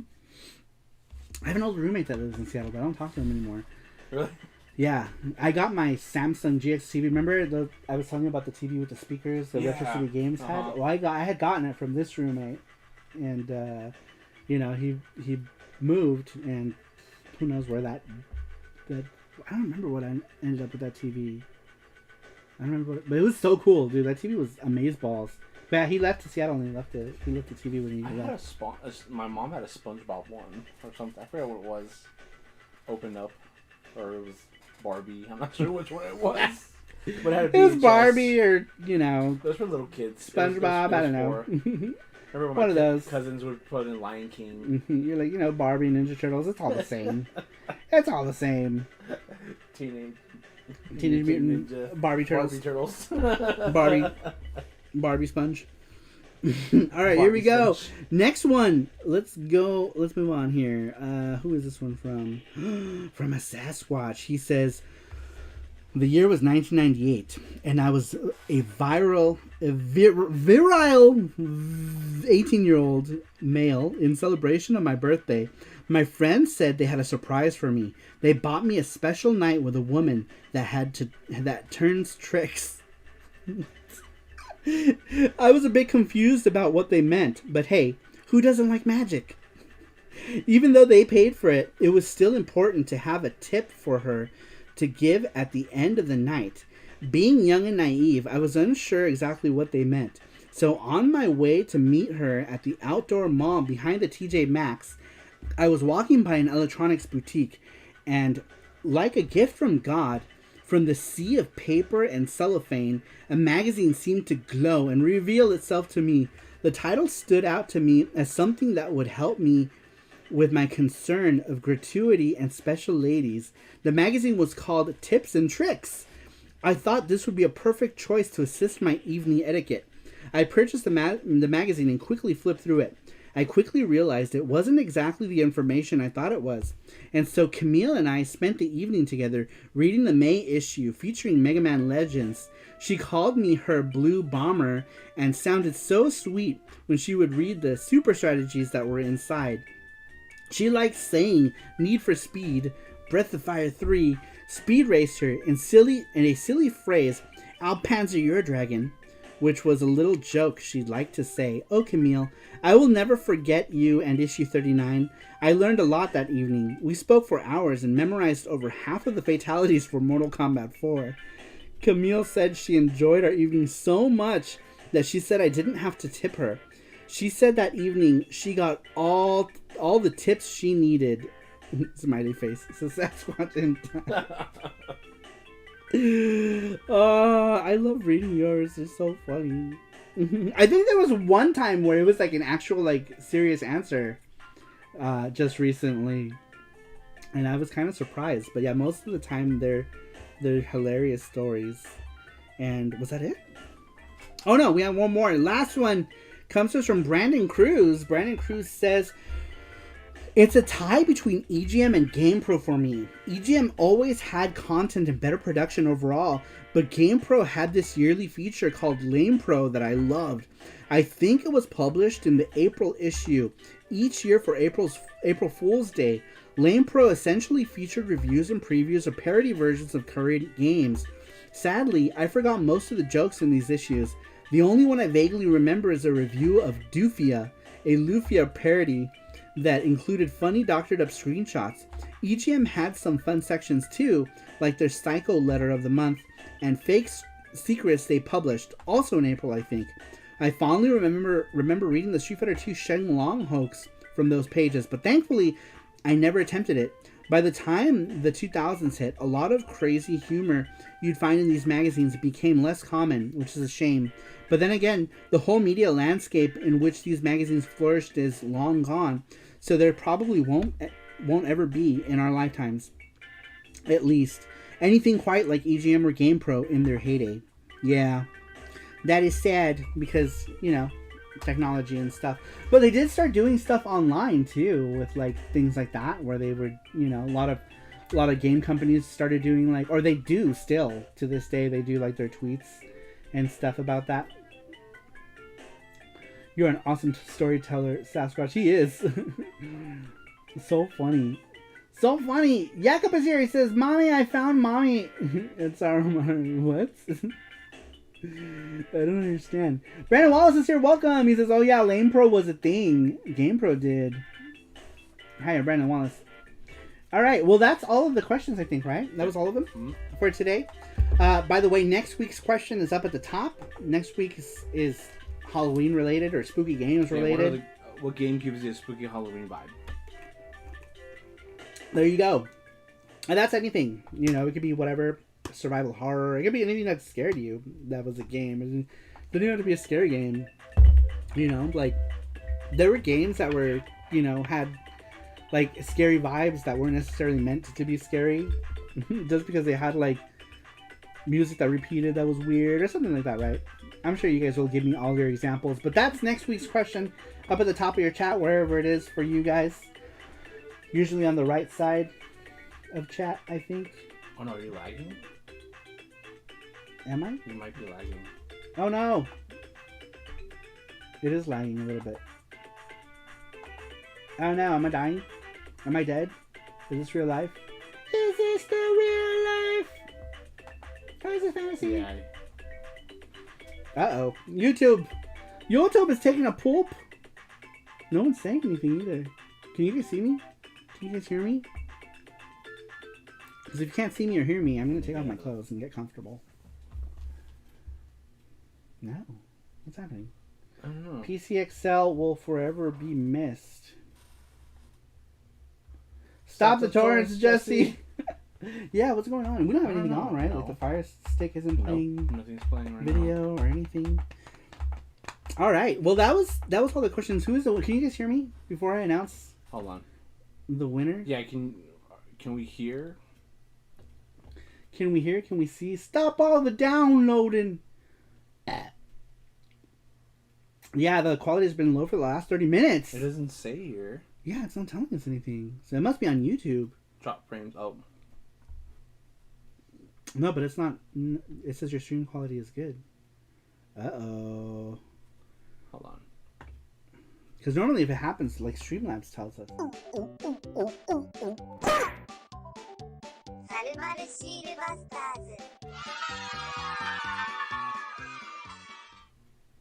I don't know what's going on, you guys. Oh no, it's so laggy. Oh yeah, it's Bad. super laggy. Alright, well as long as you guys can hear me, that's fine. Who is the winner of this week's who's the winner of this week's video game I need to go thing? get it really quick. Wow, Saru's lagging like cotton on the Switch card from Strictly Limited Games. Oh, that's funny. Yep, I'm 10 seconds lag. Audio is good, but the video lags a bit. Alright, well, we're almost done. Well, we're gonna do the... We're almost done. Oh, shit, we gotta do Name That Tune. Alright, so let's do the video game winner. Then we'll do Name That Tune. We might have to, like, close and come back, maybe? Oh, yeah, we can't do Name That Tune if it sounds all shitty. Maybe we can just save it to next week. Okay. If it's that bad. Because we have a charm to give away. So we'll just we'll do that. We'll give away the charm. We'll do the giveaways, and then we'll end it. We can't do Name That Tune if it's going to be all cruddy. But we still have stuff to give away. The winner... Hold on. Oops, I got the wrong one. Oh, my back hurts big time. Hold on. Oh. I actually put the... Wrong. Was it the wrong week? Hold on. Not the wrong week, yeah. The charm giveaway first. No, we gotta... Yeah, I just changed it right now. Alright. So, the winner of the weekly video game giveaway, you guys, this week's is Sweets. The Sweets Like Sugar. Sweet Like Sugar. You are the winner of the video game giveaway this week, which you can find on sarumaru.com. Turn off your computer to see maybe that's the reason. I don't have anything open here. But yeah, we'll turn it off. Sweet Like Sugar, if you are still here, you are win.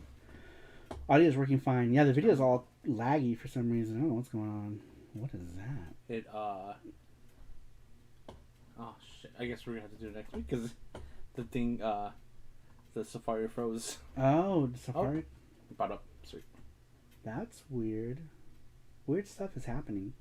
Weird stuff is happening. Sweet Like Sugar, you are the winner of the weekly video game giveaway. We're trying to pull up. We're having internet issues, I believe. I'll just say it. Rigged. Sweet Like Sugar. Yeah, maybe quit all that other shit. Oh, I think it came back to normal. I think it's back to normal. That's weird. You killed Discord. That's weird. Yeah, I killed Discord. That's weird. That's weird. I think it's back to normal now. If it is, then we'll do Name That Tune. That's strange. I killed Discord. Not Discord. I hate it. Change our passwords and do all this other shit. Yeah, that's weird. Because we closed Discord and everything got back to normal. Let's see, play music. See if that's what was it. What were we playing? Secret of Mana? Yeah. Let me just play something. Secret of Mama Jamma. Let's do Dr. Mario. Alright. Panda went sus mode. Yeah, I don't know what happened. It's back to normal, looks like. Yeah. Huh. Alright. Lower just a bit. It's a little loud. You always have to lower it like half when you go to it, like halfway. Yeah, there you go. Otherwise it's like crazy loud. Especially with chiptune games, so it's like sharp. Alright, well, I guess we are gonna do Name That Tune. Anyway, Sweet Like Sugar, you are the winner of the weekly video game giveaway. Alright, guys, it's time for Name That Tune. We've got 20 of you in here. Basically, the way Name That Tune works is we play a chiptune or a song from a game or what have you. This week is going to be mixed, so I will tell you the console that it's from, and you just have to guess the game. And we need specific games, like if there's multi-part games, make sure you give us the part, like, you know, Mega Man 2 or whatever. I always use Mega Man 2 as an example. Don't abbreviate. Type out Mega Man 2. If there's like a single letter typo, you know, that's fine. As long as it's, you know, not incredibly bad typo, because you want to at least stream in sync now, but still 144p for everybody, or is it you? Or you're streaming it at 144p? So basically the way it's going to work is this chat right here. Here it is. The first correct answer to pop up in this chat is the person who gets the point. The winner with the most points gets to do a spin in our Gachapon machine, which is Gachakun. Oh, we should show the Gachakun charm too. We should. We made a charm of Gachakun. So Gachakun is our Gachapon machine. The winner with the most points will get to do a spin here, or you can do spin the wheel as well, which is look at this. We made a charm of Gachakun. I know, there it goes. We made a charm of this little guy. So cute. Does it look like him almost? Yeah, Naveed says 144p for him for him and transfer. Oh no. All right. Well, as long as you guys can hear it, because we need your ears. We need your ears. Ah, fuck me. There must be something wrong with YouTube. The Streamlabs not reporting it. Yeah. I'm guessing YouTube is taking a shit. Here's the wheel. Yes, gotcha. Every Yuki. And it doesn't work. There it is. That's the wheel. That's the wheel. That's amazing. There's so few choices on that. Huh? There's so few choices on that wheel. I guess that makes it easier, huh? Just one. Yeah, one spin.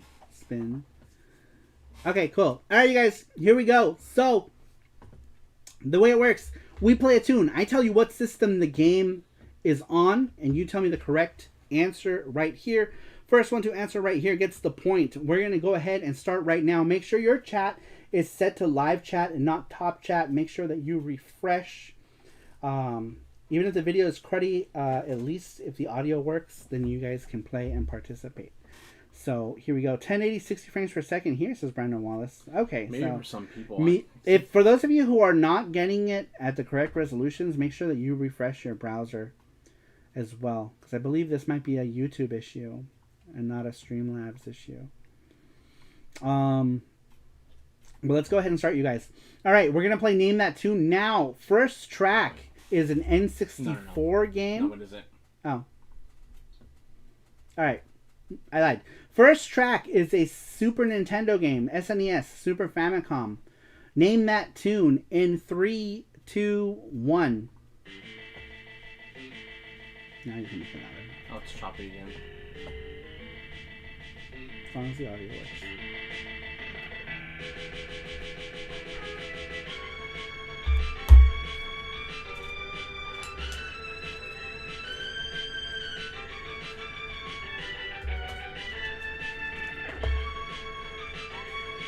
Sitting in those dinos.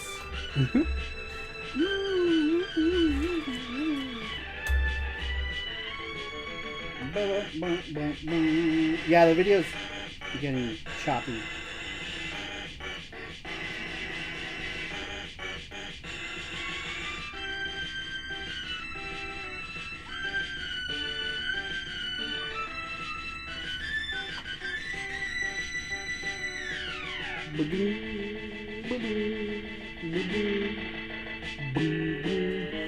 No, this is Super Nintendo.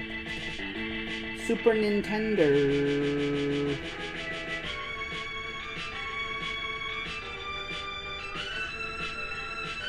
Oh. Boom! Radrick got it. It's Darius Twin. Snarkmark came super close. Super close. But you were missing a whole word. Darius Twin. That's right. He's just really N64. Yeah, the first answer is N64. Jesse had the wrong thing pulled up. Yep, Rand is right. Rand is Rand. You got it. Good job, Randrick. Alright. Next tune. This one is also Super Nintendo, Super Famicom. You guys name that tune in 3, 2, 1.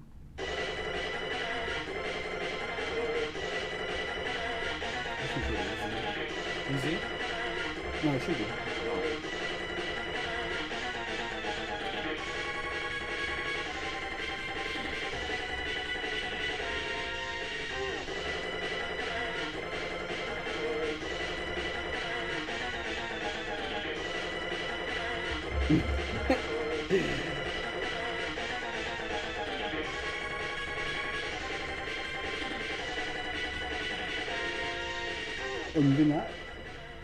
Oh, that was it. Oh, there we go. Randrick got it again. Randrick got it again. Randrick, you got it. It's Mega Man X.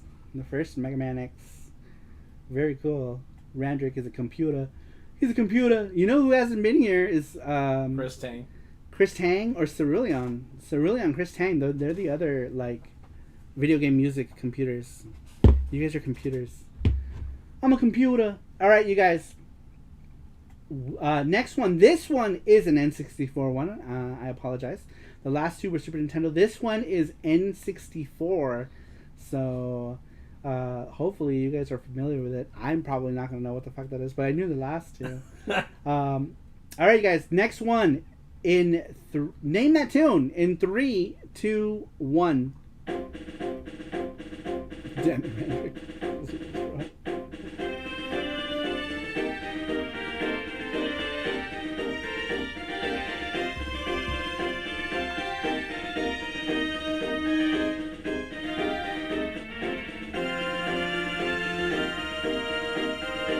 Ooh, Brandon Wallace got it. Brandon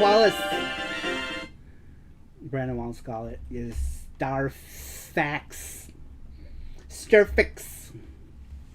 So we got 2 points. Something 64 is this Randrick. Pretty much. That's so funny. All right. So we got 2 points for Badabada, Randrick, and 1 point for Brandon Wallace. Next one. Here we go. This one. It's a game. PC Engine. Let's go. Yeah. Okay. This next one. This one might be hard for some of you. Might not be. I don't know. Darius Twin took a while for someone to guess it, but we'll see. This one is for the PC Engine. Next track. Name that tune in 3, 2, 1.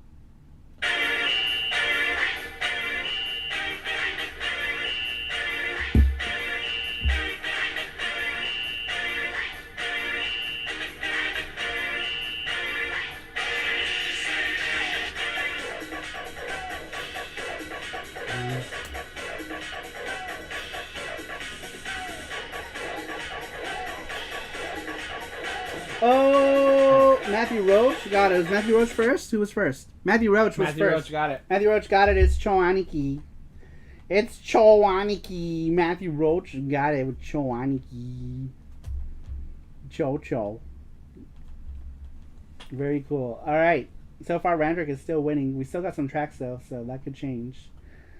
That could change. Two more. Wait. 1, 2, 3. All right. Here we go, you guys. You still have a chance. All right. This one is specifically Mega Drive first, but also Genesis in a way. That's all I'll say. But it's a familiar sound. Familiar. Yeah. But I will take either the Japanese title or the American title. All right, let's do it. All right, you guys, name that tune in 3, 2, 1.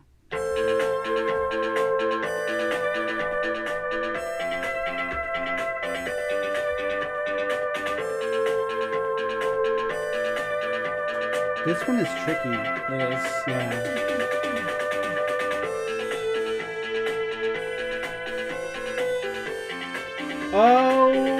Oh, Jeff O. Jeff O got it.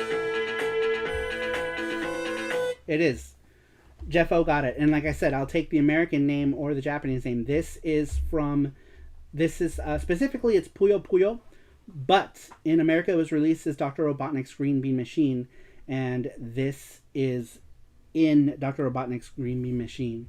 And the reason I said that it was tricky is because this is also a track called Tryout that's in Mado Monogatari.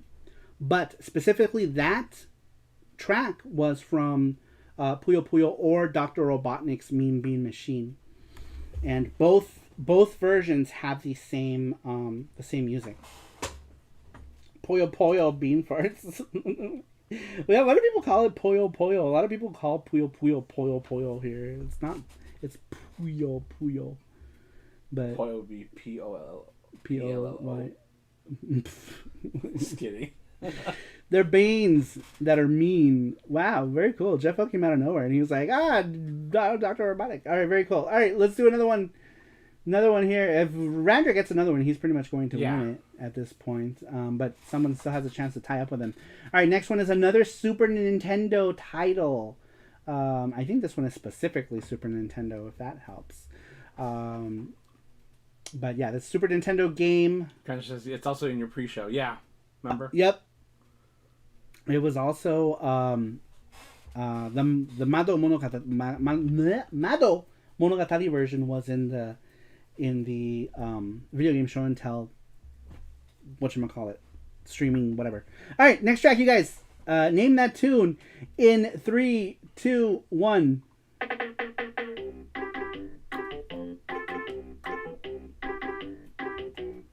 This should be easy. Maybe, but maybe. I think so. I knew a lot of people that played this one. This was one of my favorite games.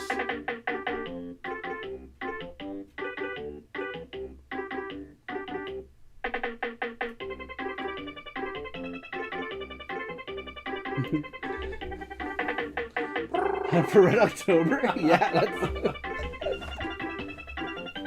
that's totally fitting.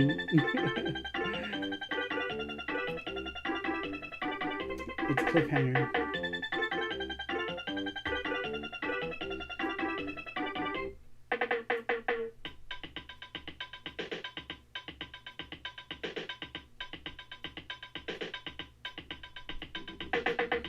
Wow, okay.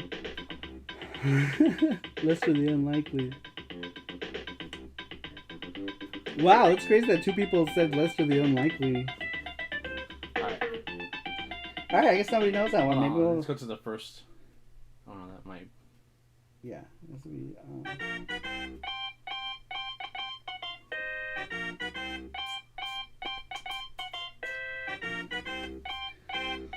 This might be easier. Some people play the... No. Some people play the first couple stages and then turn it off. Yeah. Mortal Kombat Trilogy. Let's see. Game Over. Oh, Super Boo! Super Boo got it. Super Boo got it. Super Boo got it. Super Boo. Yeah, it was a cool spot. That's hilarious. So many 1 points. So I guess Randrick's going to end up winning by default. All right, next. This one might be the last one, I think, huh? Yep. All right, so this is the last track. So you either tie up with Randrick and we do a tiebreaker track, or Randrick wins if nobody gets this one. All right, you guys. This one is this is specifically the TurboGrafx 16 version, but it's also an arcade game as well. So that'll give you a hinty hint of what it might be. 7-Up Man. 7-Up Man. Fido Dido. That was 7-Up Man. Oh shit! I thought about Cool Spot, but did not think it was. Yeah, it was Cool Spot. All right, this is the last track. Unless somebody ties up with Randrick, this is gonna be the last track.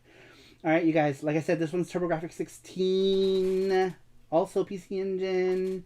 I will take the U.S. title or the American title, and it was also an arcade game. Next track. Name that tune in 3, 2, 1.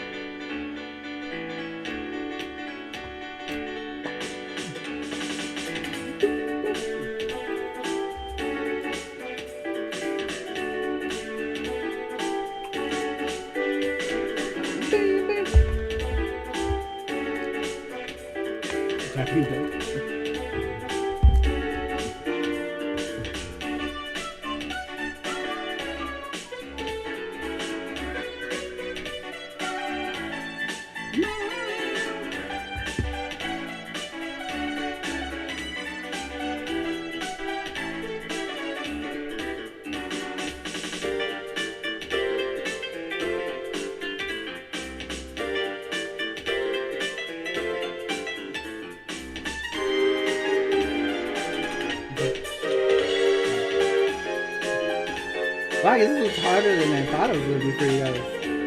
That was okay. Maybe that's too easy. No, just play it. Okay. All right, we'll try another.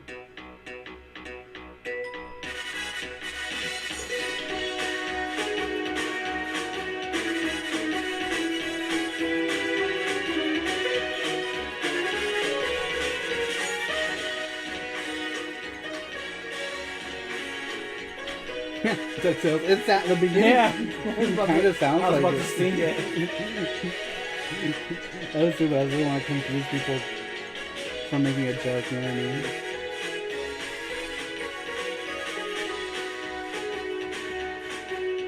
Wow! I guess no one really plays one, huh? I'm playing all right.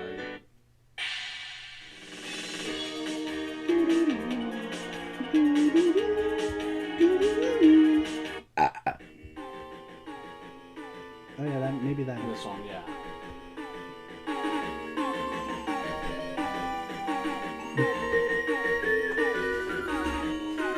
Full House, we join hell.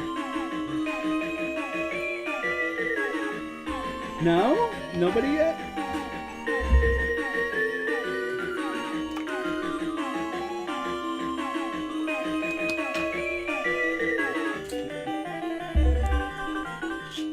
Wow, I thought this one would be...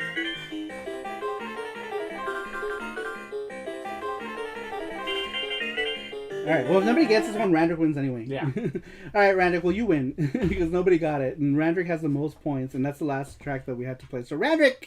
So since Randrick... By default. Randrick won last week, he can't be able to play, but he could pass it, or we can give him a sticker. Oh, did he win? Yeah, he won last week. Randrick, did you win last week? I think he did. Or was it Matthew Roach? Rand wins again since we like sugar. Did he win last week? If he did, you get a sticker. You get a sticker. Or you can pass it to somebody. You can pass it, or you can get one of these right here. Oh, what game was it? It was Buster Bros. Oh, that was Buster Brothers. Oh, he actually said he didn't win last week. Oh, okay. I think it was Matthew Roach who won last week. Damn it, Jesse. I know, I'm sorry. Way to go, Jesse.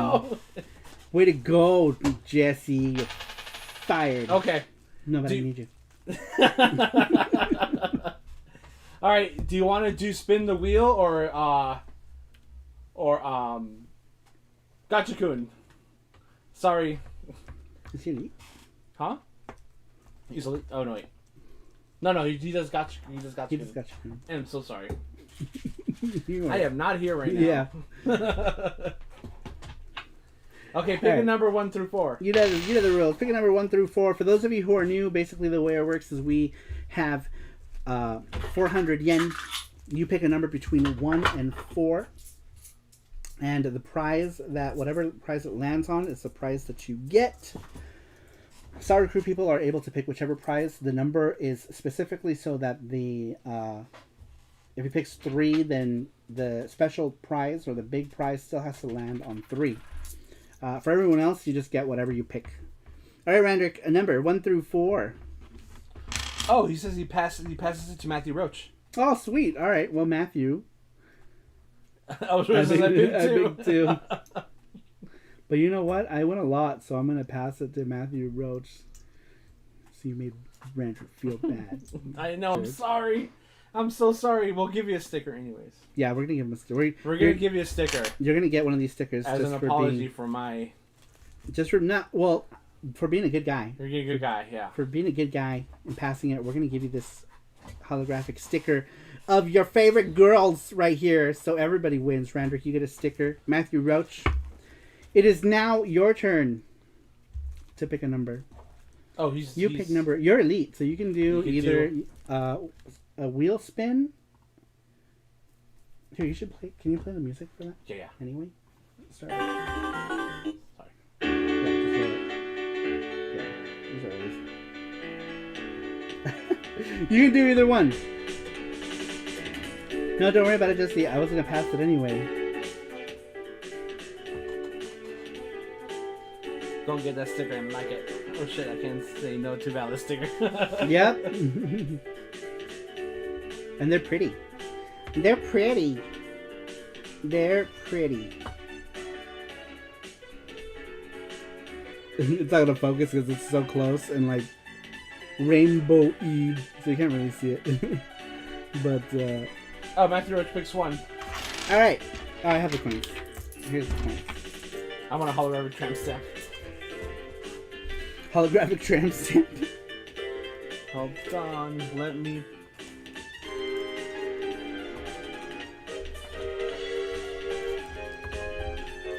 There it is. Cello is here. Welcome, Cello. Says all contests on this channel are rigged if I don't win. What is that? Welcome, Cello. Thanks for stopping in. Oh shit! Oh my gosh! All right, ball number 1. Who is this? Matthew? Matthew Roach, yeah. What is this? Is this a Tanjiro thing? Or Tanjiro demons? Oh no, it's big Big prize. big prize. So I guess we do big prize box. Bring the box up. Oh, you gotta ask him. Do you want us to continue or do the big box? Oh, that's right. So this came out, Matthew Roach. You can pick if you want us to continue with the balls, or you get something out of the big box. So it's up to you. We can continue with balls, like Demon Slayer stuff is in there too. So, but if you continue with balls, obviously you rescind the big prize. So big prize or balls. Big prize or balls. If you do balls, Here you go. It's here. Gachapon has some stuff. Here's the big box. But you can still pick. You can do big box, or I will stick with big box. Alright, here we go. So we have all kind of stuff. Here, let's check these last. Okay. I'm gonna start with I always start with the little things and then move up to the big things. Alright. Hold on, I'm trying to find. All the things. Yeah. There it is. Okay. Alright, you guys. So first prize, we got some Nintendo DS storage wallets, a clear plastic one, and we got this other one, or 3DS storage wallets. We've got a PlayStation shirt. This one is, which one is this one? That one's The medium? medium. Yeah. Yeah. We had one of these. We had 2 of them. One of them went to sweet like sugar. Medium. We have this Goofy that's been in here for like 2 years. Radrick says, How funny! The 2 times I passed it to someone, they won big prizes. Really? I'm like Maybe. Lucky Charm. I know. Maybe Randrick is the lucky rabbit's foot. The lucky Randrick foot. All right. Next one is this Evangelion set of things. We have 2 Chibi, Asuka, and Rei in Chibi's. I don't know what this is. A tampon case? I don't know. You can put your tampons in it.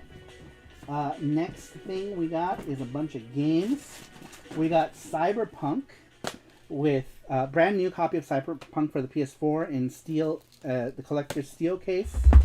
We've got the whole collection, all the Batman games, and Infamous 2. So, all 3 Batman games, a copy of Infamous 2.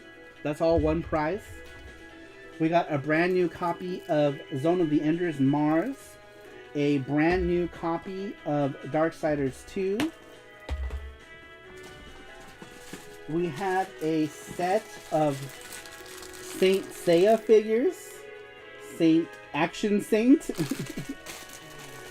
We've got... I don't show that shit.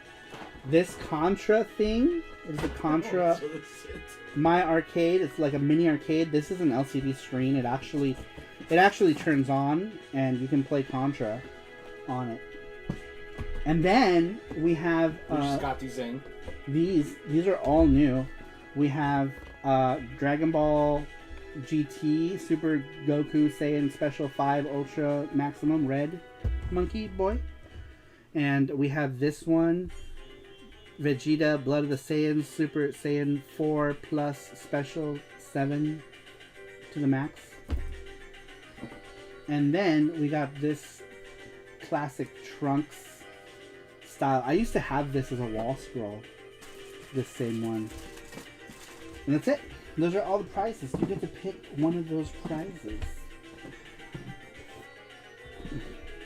You get to pick one of those. If you don't want any of that stuff, you could also do $10 on the sarumaru.com.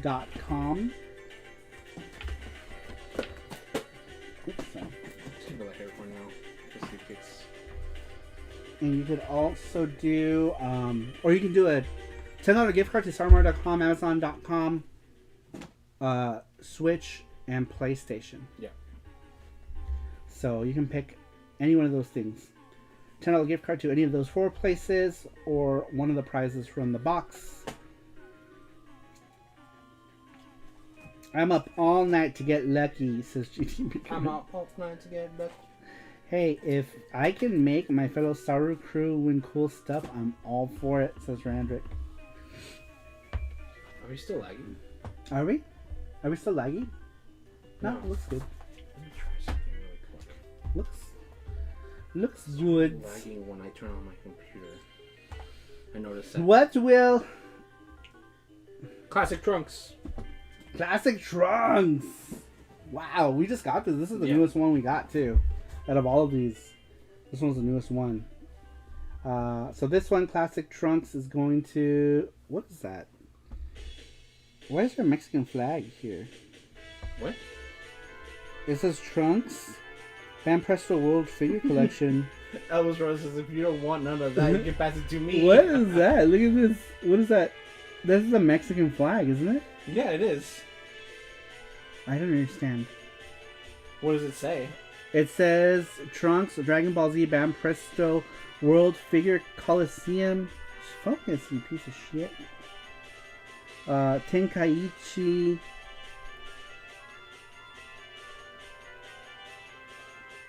I think Tenkaichi Budokai too. Something Hachi. Senishu. It's Mexican Trunks. It's Mexican Trunks. Why is there a Mexican flag? I don't understand. Oh, because the sculptor is someone named Eric Sosa. Cool. From Mexico. This person here sculpted it. I don't know if it's gonna focus. That's why. It was sculpted by someone in Mexico. That's cool. That is cool. I had no idea. I was like, why does it have a Mexican flag on it? Wow, he did a good job too. It looks great. Oh shit. Oh, I got it. That was great. Bam! Are any of these other ones like that? I don't know. No, just Let me check this one. No, just this one. The ones that say BWC Bandai World Figure Collection. This is probably going to be expensive in the future. That's crazy. That's awesome. Well, there you are. That's Vato cool. Loco Trunks says Elvis Roll. Oh my god. Oh, it's funny. El Bañador. Ese Trunks way. What's up, Mr. Mass Produce? Welcome. It's like that because it was made in the Banpresto World Figure Coliseum prize contest in Mexico at the time, says Jakob. That's interesting. That's cool. That is cool. Yeah, and apparently it was sculpted by this person, Eric Sosa.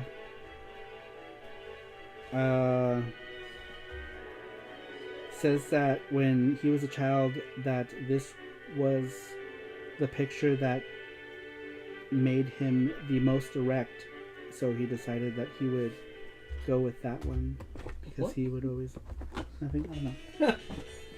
Let's see. Alright, I'm going to put this, I'm going to put it in the box. Alright, so that goes out to, yeah, make sure you mark that or something, we don't forget it. So that's going to go to your, that's going to go in your box. I guess we're going to need a bigger box for him now. To send that. You'll get that around Christmas time. So that'll be your Christmas. Don't forget to clap that like button. I know, did anyone even hit the like button today? Yeah, we did. People hit the like button. I think when people remember, they hit the like button. But that does help. Thank you, Cassius, for pointing that out. I always forget to. But yes, hit that like button. It helps us. It helps us. I don't know what it helps us. I don't think YouTube ever shows off any of our shit, but you know, whatever. Or it could also be Cholo Trunks. Cholo Trunks. That's so funny. 30 likes today. Yeah, it's not bad. Not bad. Not bad. Alright, we have one more thing to give away. And then we will call it a night. What time is it? Charm giveaway? Charm giveaway, yes. Charm giveaway. I always remember to hit the like button, says Randrick. Thank you, Randrick. I appreciate that. And everyone else who's hit that like button tonight, I appreciate it. Tell your friends. Tell your friends. Huh?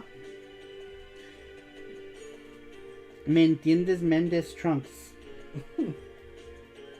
Trunks el guapo. El guapo. No, those are my favorite.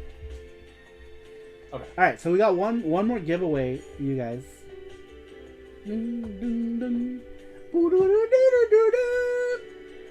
These were all good, pretty good track picks, Jesse. Yeah. Good job. Thank you. Good job.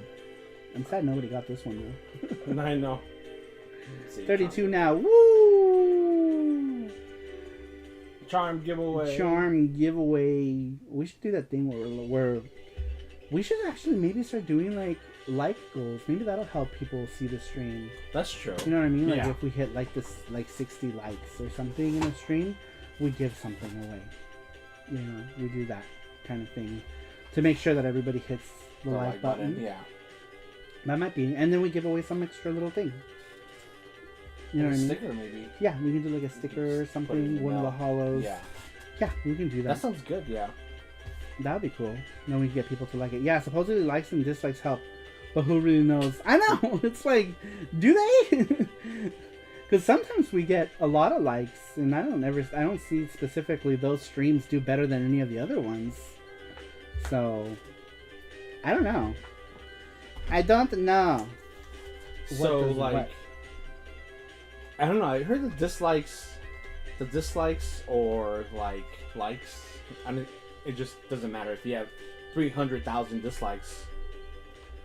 You know, it's a good video. Yeah. All right, you want to do? You want to do a do? Do the thing. Do the thing. All right, we're gonna draw the winner for the charm, you guys. Hold on. We're gonna draw the winner. Winner! Wait, where is it? Okay. Hold on. The computer's acting fucking weird. We should download Because we're using Safari, maybe download. Yeah. Whatchamacallit? We have, what is it? It's called Chrome. Safari. Safari. All right, here we go. All right. Who's this? I don't know. AM648. That's the winner. AM648. Wow, a new name. Are you here, whoever AM648 is? AM648. I won't say your real name. Set a timer for 1 minute. Okay. Yeah. AM648. The letter AM648. And Alex. Yeah, somebody knew one. And then they're not going to be here to claim the prize. No! This is what you watch. No. I think that's wrong. AM648 is not one of us. It was somebody here today. Of course. What? I don't know why it does that. There it is. I'm going to keep it right here just in case. It was somebody who was here because that was Yeah. the charm giveaway. So it means AM648 that means somebody. from Minnesota. No, Let's not dox people. Well, that's it, I guess. okay. Jacob says he's back. All right. Well, AM648 isn't here, so I guess we're gonna move. We're gonna move on. What?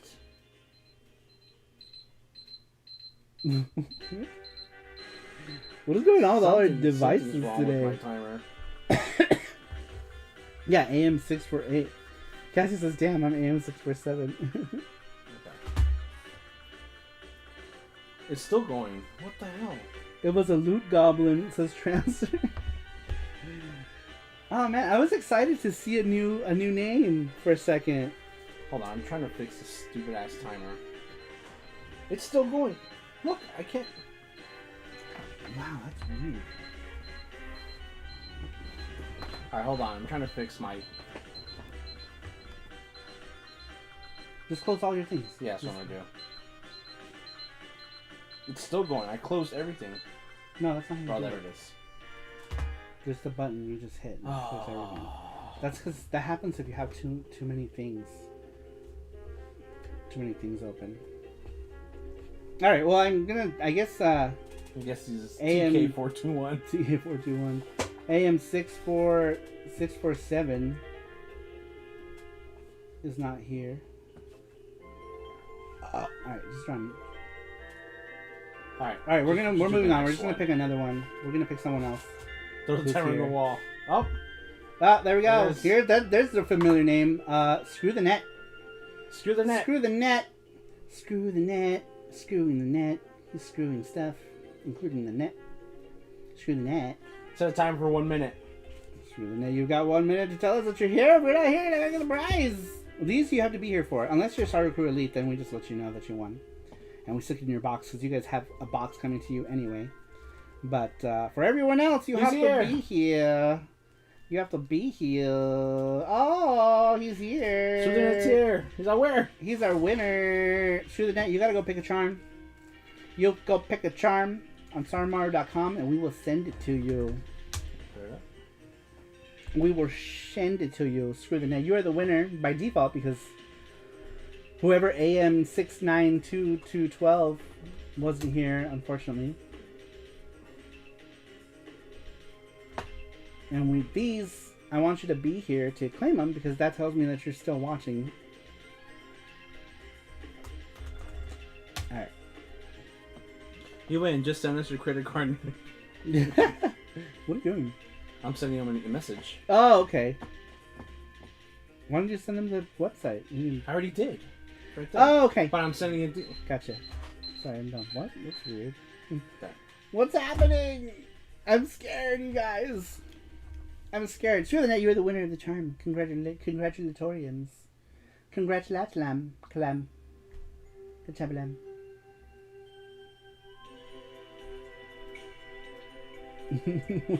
Sorry.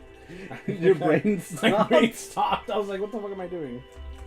Jesse EXE has crashed and needs to close. Please restart. Hey, Huffman is here. What is up? He says, "Hey, Sergeant Crew, waiting on food. Where are you eating? I heard you're here in Las Vegas.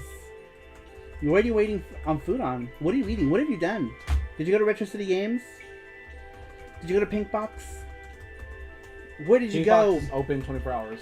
That's true. Pink Box is 24 hours, so you could always get Pink Box. But yeah, apparently Huffman is in Las Vegas right now, doing Vegas things. I believe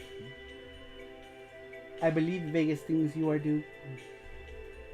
What are people saying in chat? Nothing. I believe. I believe. So are we waiting for him to tell us what he wants? No, just to send. I just sent him an email. Oh, okay. Alright, so Jesse sent you an email. You can just let us know what charm you want on the website. I'm on Fremont Street. Oh, cool! What food are you waiting on? Are you at White Castle? You're gonna get... Or the pizza place, or the taco place. Or the taco place.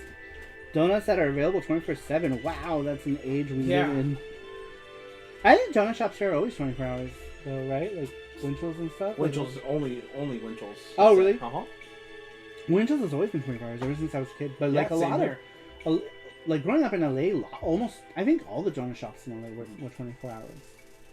Ethel M's chocolates are worth the visit to. Yeah, we're gonna go. I haven't been in years. Jesse has been there recently, but I haven't been there in a long time. So we're gonna go back because they still do. They don't do the tours anymore though, huh? They do. Oh, they do? Yeah. You just walk in, and they do the tours, and you go after the tour is over. You go into the restaurant. The store. All the stuff. It's a store and a restaurant.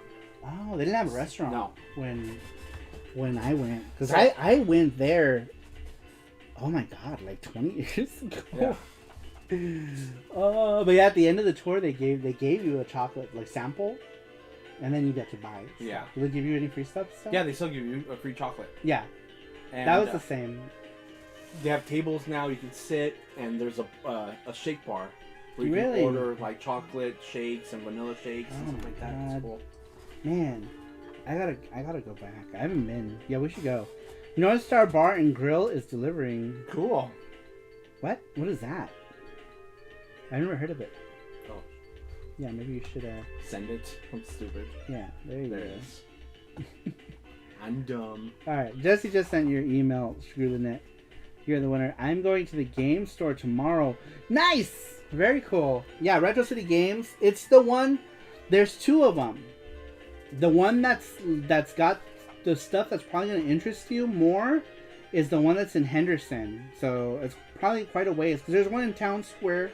That one is good, but the original store is on Mountain Vista and some street Ramrod. It's right next to FLM's. It's right next. Yeah, that's right. It's right next to FLM. So if you go to FLM, Retro City Games is like right there, right next to it, really close.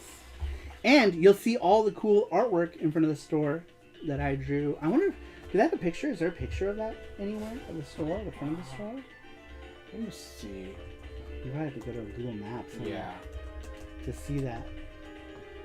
But I did all the artwork on the front of the store, and their mascot and stuff. So you should be able to see it when you're driving by.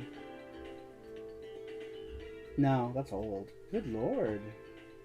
Yeah, it's old. It's way old. Oh well. Hold on. Apparently they hadn't updated. Google Maps hasn't updated in ages. You're going towards the back. Yeah. Oh no, that's cool. Yeah, get a look. See if you can. It's gotta be right here. Yeah. There we go. Let me screenshot that. Yeah. Move the cursor. Look. No. There you go. Don't worry about it. Oh, doesn't get that? Yeah, give me 1 second.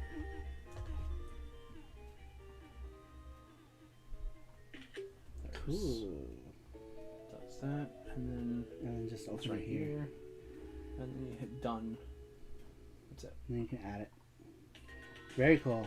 Yeah, you should go to Retro City Games. It's awesome. It's awesome.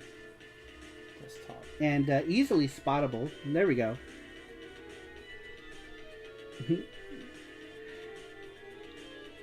There's all the artworks. All the Saru made artworks. And I did that mascot design too. As well. So if you go to this store, you'll be able to see all the cool art. Yes, that's it, Matthew Roach. Thank you. Yep, that's it.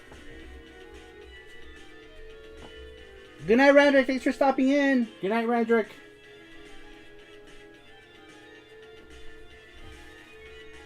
But yeah, that's Retro City Games.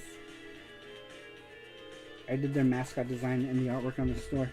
I am proud of it because I drew it. I drew it. All right, you guys. I think we're gonna end it here. Yeah, we've been on how long? Yeah. For 2 hours and 30 minutes. 2.5 hours. Mm-hmm. That's good, I think.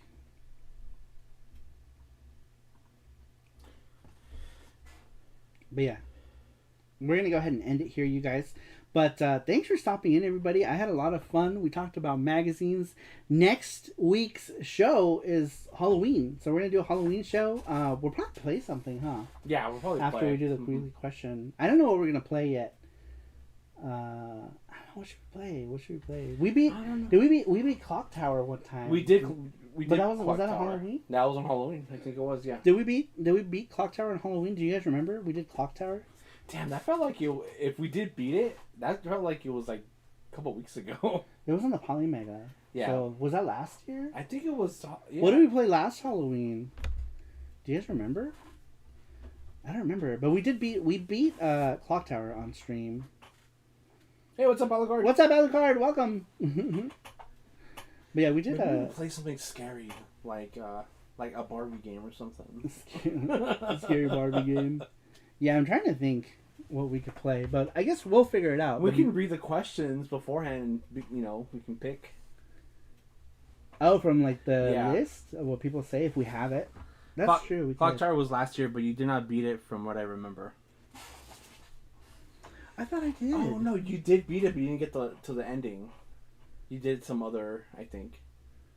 Remember, there was like that fat thing chased me. There was like a fat thing, and then she climbed up the clock tower. Yeah, you're right. And she kicked what's her face, and the ending that I got is where she was the only survivor. Because you can save. I think you can save some people, and I think the ending that I got was where Jennifer was the only survivor. I believe. You did Clock Tower and Rondo of Blood last year, says Matthew Roach. And we did Splatterhouse, I think. So maybe I didn't beat it on stream. Maybe we beat it some other time. Yeah. Because we beat it on stream. Yeah, I remember. But I don't know if it... maybe it wasn't on Halloween. I don't remember. But we'll see what we play next week. Probably something that we can play on the Polymega just to make it easy. Yeah. Unless... Because we don't have anything on PS4 or... No. Or any of the new stuff. Maybe... We can figure it out on Discord. Yeah, we'll figure it out. We'll talk about it on Discord and see what we should play for Halloweenies. I need to see Saru play Wampaku Graffiti. Oh man, I should have bought that game, man. I've had so many opportunities to get it. I could play that, but I don't have it. I wish I did. Man, I wish I did. Otherwise, I would. All right, guys, we're gonna go ahead and end it here. Thanks everybody for stopping in. We will be back on Tuesday next week. Tuesday on Twitch, Wednesday on YouTube. So we'll be back here Wednesday for the anime Uwu show, and Tuesday we will stream on Twitch, and then Friday on Twitch again, and then Saturday it will be Halloween. But thanks everyone for stopping in. I really appreciate it, and I will see you all next time. Bye bye.